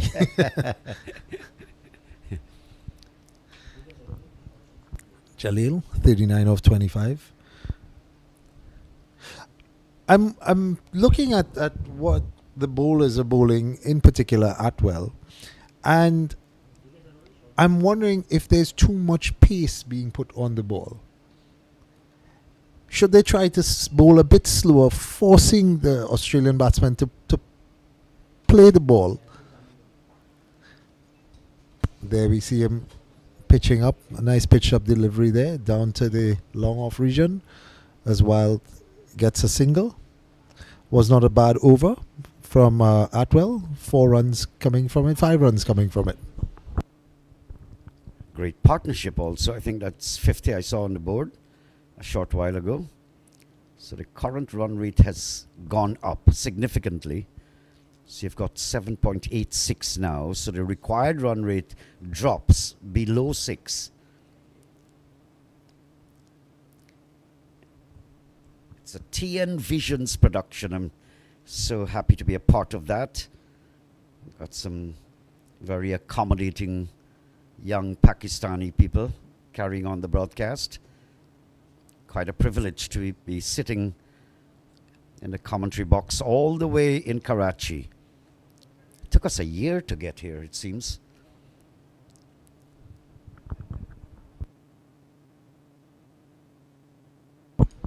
Well bowled by Nagamutu, while trying to just guide that ball down to the 3rd man region, missing.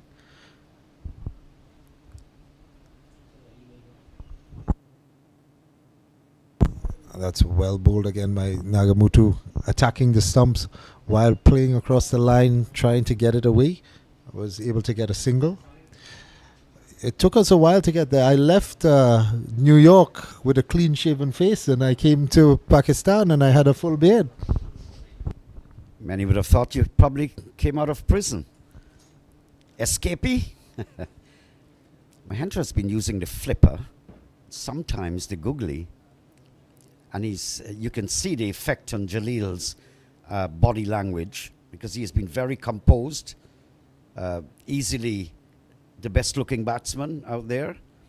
But even against Nagamutu, he's more like temporary or just hesitant.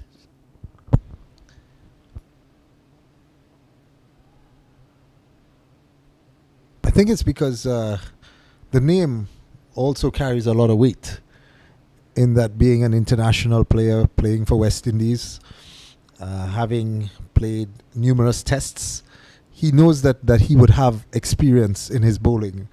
So it's not just somebody that you can beat all over the ground. Likewise, as we say, he's playing a forward defensive shot there to Nagamutu. Nagamutu pulling back the length a little bit, forcing him to come forward. Again, a dot ball there. Jalil is trying to get Nagamutu off of the square, but he has been unable to. That's a good over there by Nagamutu. Only 3 runs coming off of it. Score is 58 for 1 after 8 overs. Jalil on 41 and Wild on 16. Well, the Australians, as you can see there, were not basking in the sunshine of Karachi, but in the cool shade of Karachi. They seem pretty comfortable. Yeah, look at them. And they know that 58 for 1, asking to get their 131 to win this game, it's not much of an asking, and it's very important, and maybe that's why they're in comfort zone. It's important not to lose more wickets. And once you keep those wickets intact, whether it's a runner ball or what, it's going to be far easier. Agreed. Wickets in hand is always a positive for any team coming down to the end of an innings where you can explode. Knowing that you have 6-7 wickets in hand, it allows you the freedom to be able to exploit the bowling and get as much as you can off of it.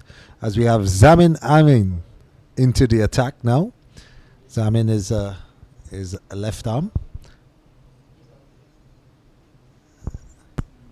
He's pretty windy. He's giving it a lot of air. And what he's going to be hoping for, and that's quite an uphill task, he's going to try to lure the batsmen, deceive them in the air. Whether he can do that successfully, it'll be a plus. And if he can hold the Australians, you can't get the wickets. If you can hold them and keep that scoring rate down. Well, this is exactly what I was asking for when Atwell was bowling, where I was wondering if Atwell was putting too much pace on the ball. And here we have Zamin Amin coming in and looping the ball, asking the Australians to go after him, trying to induce them to a false hit, and probably getting an edge and a stumping. Well, who says that T20 cricket, you can't flight the ball too much? It's all about spinning it off the pitch into the stumps, like Rashid Khan and all those glorious international stars. But look at that. Deceiving the batsman. That's what the doctor ordered. There's a lovely piece of stumping by Asif Chan behind the wicket. But again, this is what I was asking for earlier. The Australian seems quite comfortable playing the pace on the ball, playing the pacey deliveries, working it and getting the boundaries off of it. Why not try something different? Slow it up a little bit. Let's see what they do, how they react, if they're going to go after it. And exactly what I was saying, while chipped and missed because of the lack of pace of the delivery that Zamin Amin came in to bowl.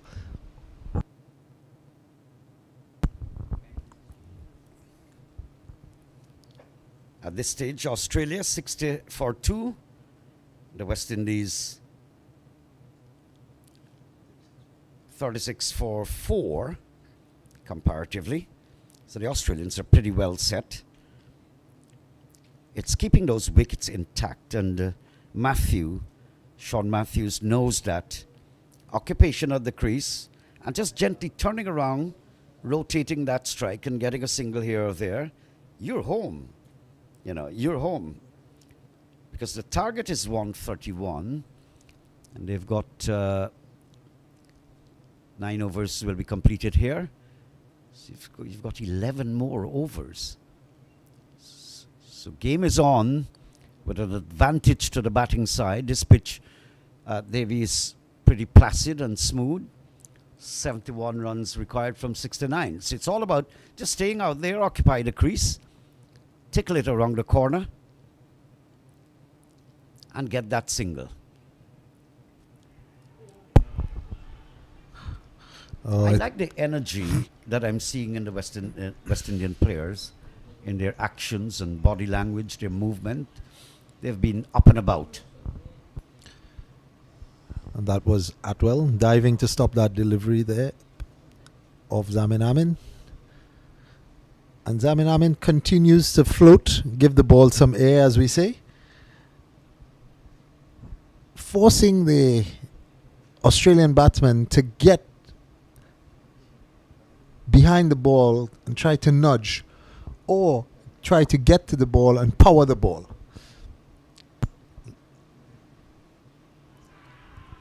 Beautiful, beautiful bowling here from Zamin Amin, the most experienced there in that squad.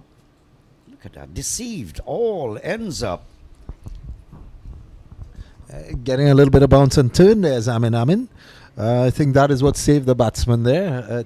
Probably hitting a little bit too high. And here we have Atwell coming back to bowl, who's going to be a bit more pacier than Zamin Amin. Let's see how the Australians react now to Atwell. Zamin getting a wicket in his first over. Measly 2 runs given from it. This is what we need. Stitch together a couple of overs that puts the Australians under some pressure, where they are now forced to play more aggressive shots and then induce some false strokes. Yes, of course, that's if you can't get the wickets. If you can't get that, let that asking rate keep climbing. That's all. Now, they have taken off Mahendra Nagamutu, coming back at the later stages, the back end perhaps. So it's finding that pair of bowlers now that can actually stagnate the scoring rate of the Australians. If you get a wicket, that's a bonus. And Atwell seems to be taking a page off of Zamin Amin books. He's floating the ball a little more, giving it a little more air, bowling a little slower. And that's exactly what I was talking about earlier. Let the Australian batsmen come to the ball, or they have to now try to put power onto the ball to hit the boundaries.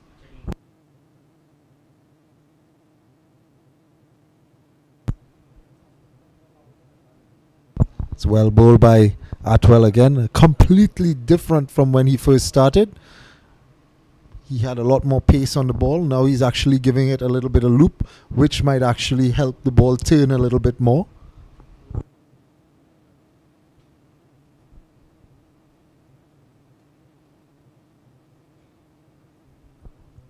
Now this is an intense battle, evolving outside there.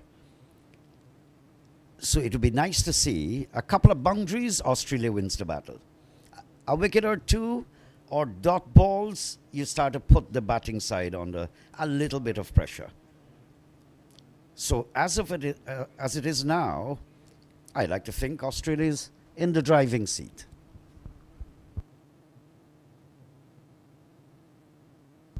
He was in like 3-4 different minds there, Matthews. Wanted to cut, wanted to pull, wanted to drive, wanted to defend. Reminds me a little bit of Courtney Walsh there. And he just managed to get the bat down in time because he still didn't know what to do with the ball. But the spin has definitely brought a positive impact on the Australians' batting. It is really they're not responding exactly nicely to the spin. It's not a composed, elegant, brutal looking shot. They've all just stood back since the spin of Atwell and Zamin Amin. Good over. Three overs there for Zamin. He's gotten 1 for 2. That he's coming back in now. So let's see what plays out here. I think at some point the Australians will start to go after him. And this is where his experience would come in, of knowing when to bowl a slightly quicker one, when to bowl the slower one, when to adjust his lines just outside off or just on the middle stump. So experience is key from Zamin Amin here. And I think that if he can bowl 4 tight overs, 3 more overs that is, he would give West Indies a minute chance of fighting the game till the end.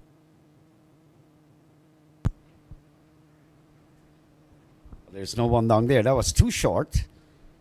And Matthews having 1 day, 10 hours, 15 minutes and 20 seconds to get back inside and pull it down the leg side. Loose one. But he's quite fortunate, Zamin, because he's coming to bowl at a time. 10 overs are gone. You have the luxury of putting some men outside for the big shot.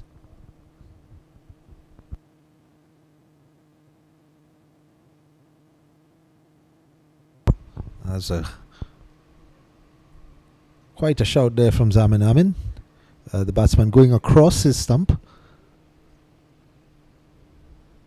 If we can see that replay again, I think we should have a better view. Ooh. Pretty close. Oh, this time he's gone. And Zamin Amin, with his experience, has struck again, taking the wicket of Matthews. Matthews not too sure what he wanted to do, so much going through his mind. Unfortunately, getting hit in front of the wicket and being sent there. LBW. Even the first one was pretty close. He was hobbling back onto his stump. So that was pretty close. And we saw the animated body language of Zamin in that appeal. Was not successful. Just came back afterwards and got him.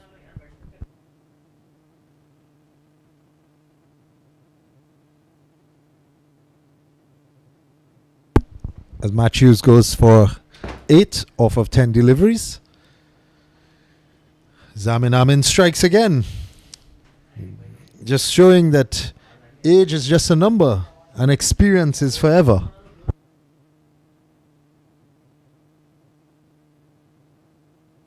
As the new batsman is coming in, Edwards. Jalil still there, 44 of 32.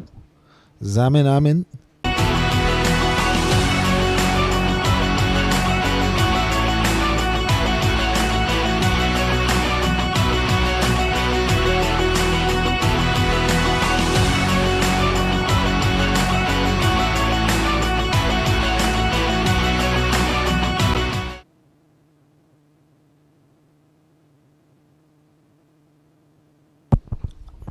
We have Edwards facing up to Zamin.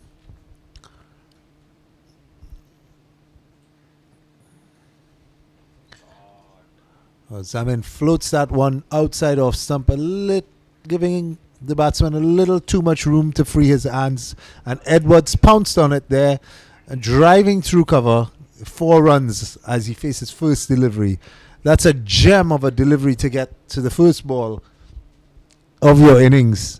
Half volley outside the off stump.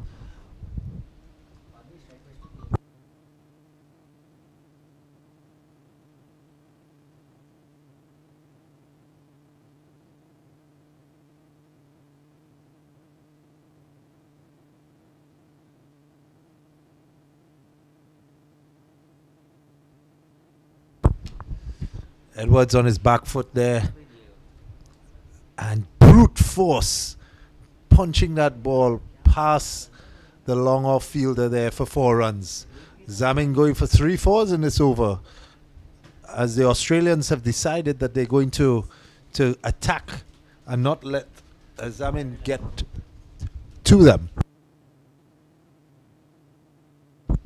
Let's see how Zamin responds here now, having been hit for 2 back-to-back fours. Is he going to float it again, or is he going to add a little bit of pace onto the ball? And as I suspected, a little more pace was going to be added to that delivery, hitting the batsman on his pads, but going down the leg side. And the battle continues.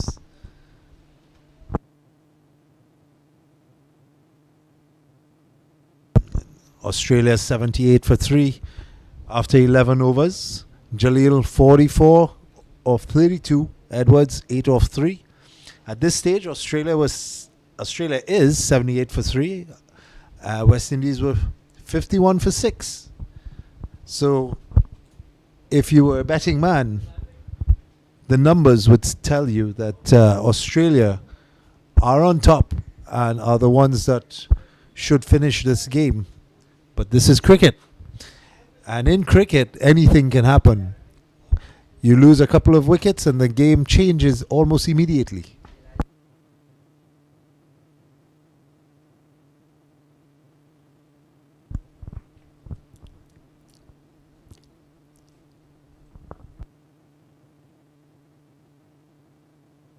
Down the ground, just out of the reach.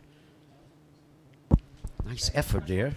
As we have Ramanan now coming on the attack, and ball just measuring the fielder on the boundary. Would have been an amazing catch if he had taken it. Would have been great for West Indies, but Jalil now moves on to 50 with that shot. We see a few of those catches taken in the IPL. It's such a sight to behold. Those guys practice those catches where they stand on the boundary line and they try to catch and flick it back. So it's not easy for the over 40 guys to stay outside and on the line and try to do it without any practice at all. Without 911 being requested.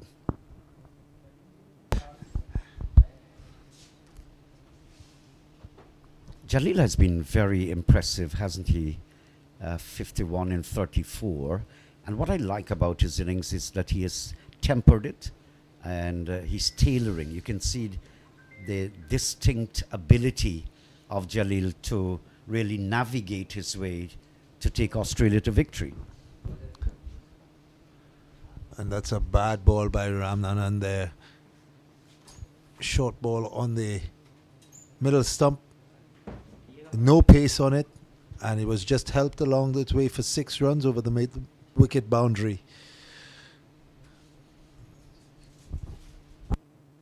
Yeah, Jalil has been the mainstay of the Australian batting attack, where he has mixed his aggression with the ability to rotate the strike, which is what you want in any batsman, to have the ability to pick when to be aggressive and to rotate the strike when the bowling is tight. With that being said, West Indies had that in Larry Bob, where he was the one who was able to be aggressive and rotate the strike at the same time.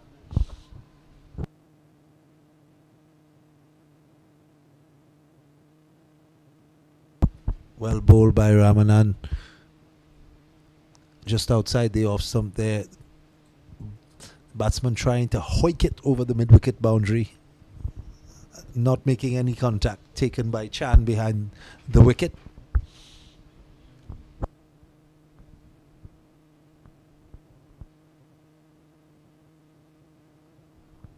Plenty air, maybe too much, and pushing it up too much towards the batsman. Now, everything is getting a little out of hand here for the West Indies. Approaching that 100 mark, Australia. 1-3-1 to win this game. If you joined us late, the Australians won the toss, had the West Indies take first strike, and they were in all sorts of disarray until Bab came in with a brilliant knock, supported by Mahendra Nagamutu.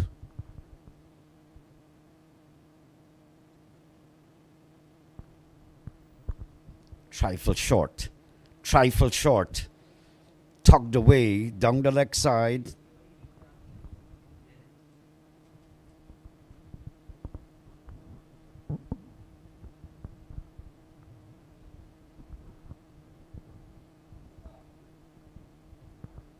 We have not seen, Davey, we've not seen Bab bowl. I know he was off the field for a short while. He's back on.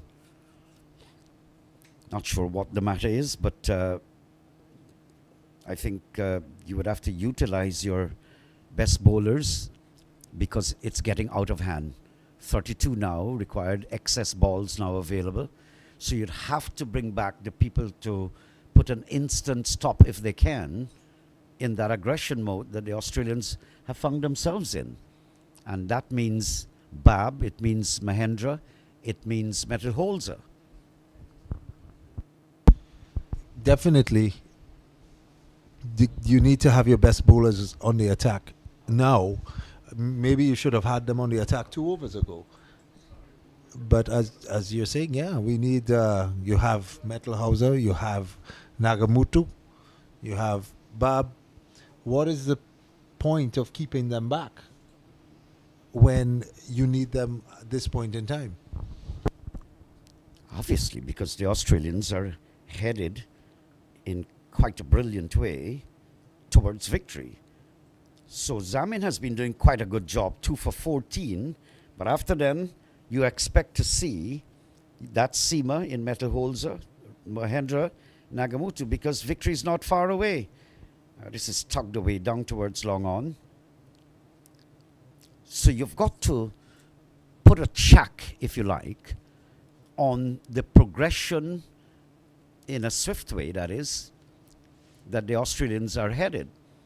Because victory is around the corner, so you have a little space available to you to put a stop to this mass aggression.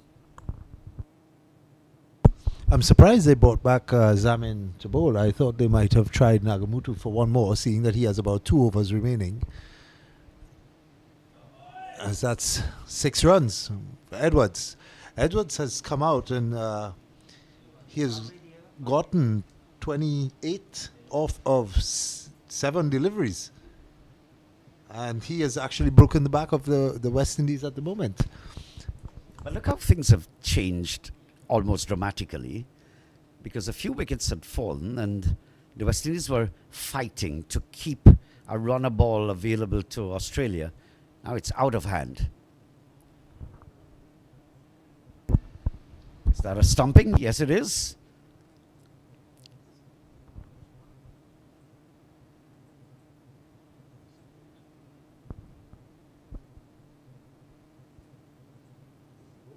I'm not sure. We have the But the bails are off. Bold.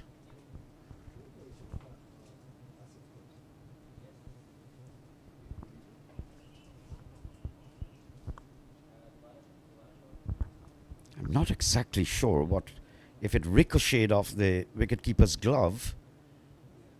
It did, yes.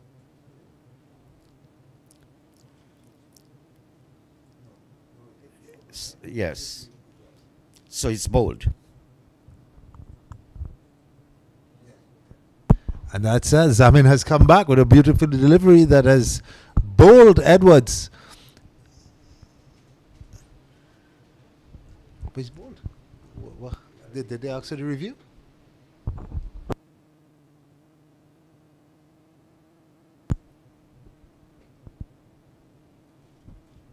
Edwards is still there. We've been looking at this replay and it all seems as though the ball struck the stumps. But he's still there.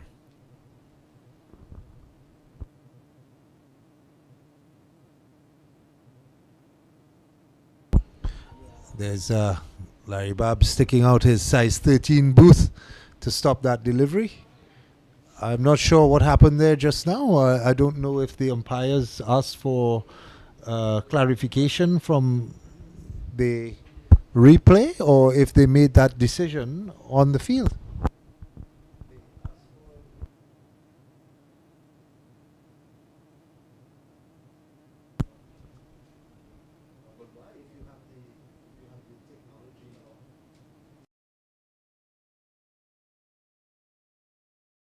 That's gone. That's gone. Edwards on a revenge course against Zamin. Zamin is pretty slow too in the air, so these are strong, hard hitters of the ball. Edwards is racing away. He's on fire.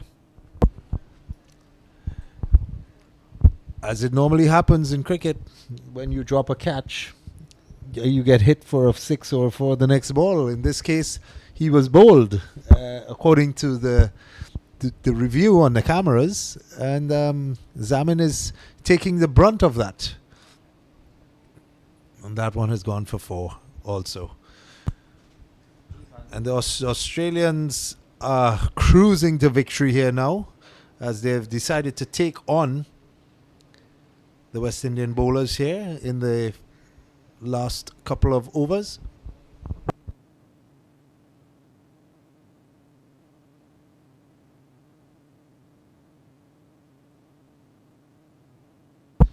Australia now requires 13 runs off of 42 balls. The score is 118 for 3 after 13 overs. Jalil on 52, Edwards on 40 off of 12. So he has broken the back of the West Indies, where West Indies were fighting to keep the score to a run a ball. And Edwards has come in and completely taken over and has bullied the ball around the park, scoring 40 off of 12 deliveries, which is the crucial factor of Australia progressing the score to win the game. Well, 13 runs required. I guess, Devendra, if you have work to do and pack your bag, you can probably ask for leave. So it's good that they have had these teams are getting practice matches to get them in shape, whip them in shape. And of course, the Pakistanis are at home, so they're pretty much more in comfort zone. Well, if it's not happening one way, it's going to happen the other way. As Nagamutu comes back to bowl and gets an outside edge, the first ball that goes for 4. And when it rains, it pours. You know, sometimes you come on, you get an outside edge, it flies up in the air and somebody takes a brilliant catch. Sometimes you get an outside edge, it goes for 4.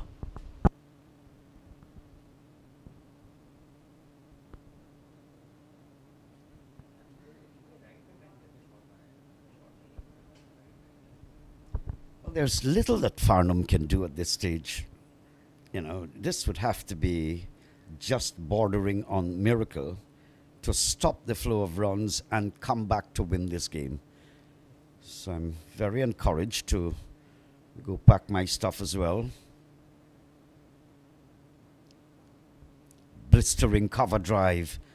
Savage brutality. That one really peeled on the grass, the lush green grass here at the National Stadium. Look at that. You know, we can always be optimistic and say, you know, it's just 7 balls and you get 7 wickets and the game is done. I don't think that'll happen in this case. Easier. That's wishful thinking.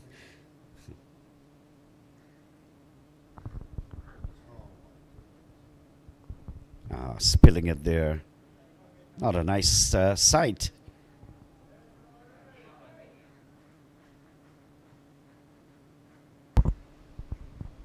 And that's the game. Australia won by 7 wickets. Is it? Yeah. I think they're short, maybe. Yes, the umpires are now being told that the game has been completed. Mr. Chan, I would like to thank you very much for this opportunity to... International debut? No, you did commentaries. Yes, I did commentary in 2023 here also. Unfortunately, West Indies coming on the losing end. Australia coming out on top.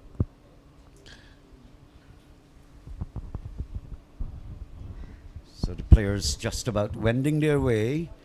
We'd have some handshakes on the way. Beautiful. Look at that grass. It's kind of lush green with all this sun. We know Karachi had some flooding the other day. Good to see everybody's lives back intact. As the West Indies leave the premises of the National Stadium here in Karachi. Good game, I think. The West Indies failed to post sufficiently good enough total. Yes, runs on a ground and a wicket like this is essential. Not being able to post a bigger target. Australia was able to overcome it quite easily, taking some of the bowlers apart from West Indies. Edwards coming in and playing that hand is the main factor in this game, finishing in the 13.4 overs, whereas it seemed to it might have dragged on to 18, 19 overs. So you have your scorecard there. Not much of a scorecard to read. And Jaleel there striking 57 of 37 deliveries.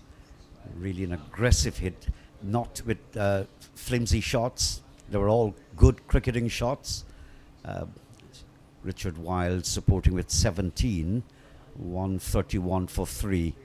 And the bowling there for you, the wickets being shared, but not many wickets had fallen.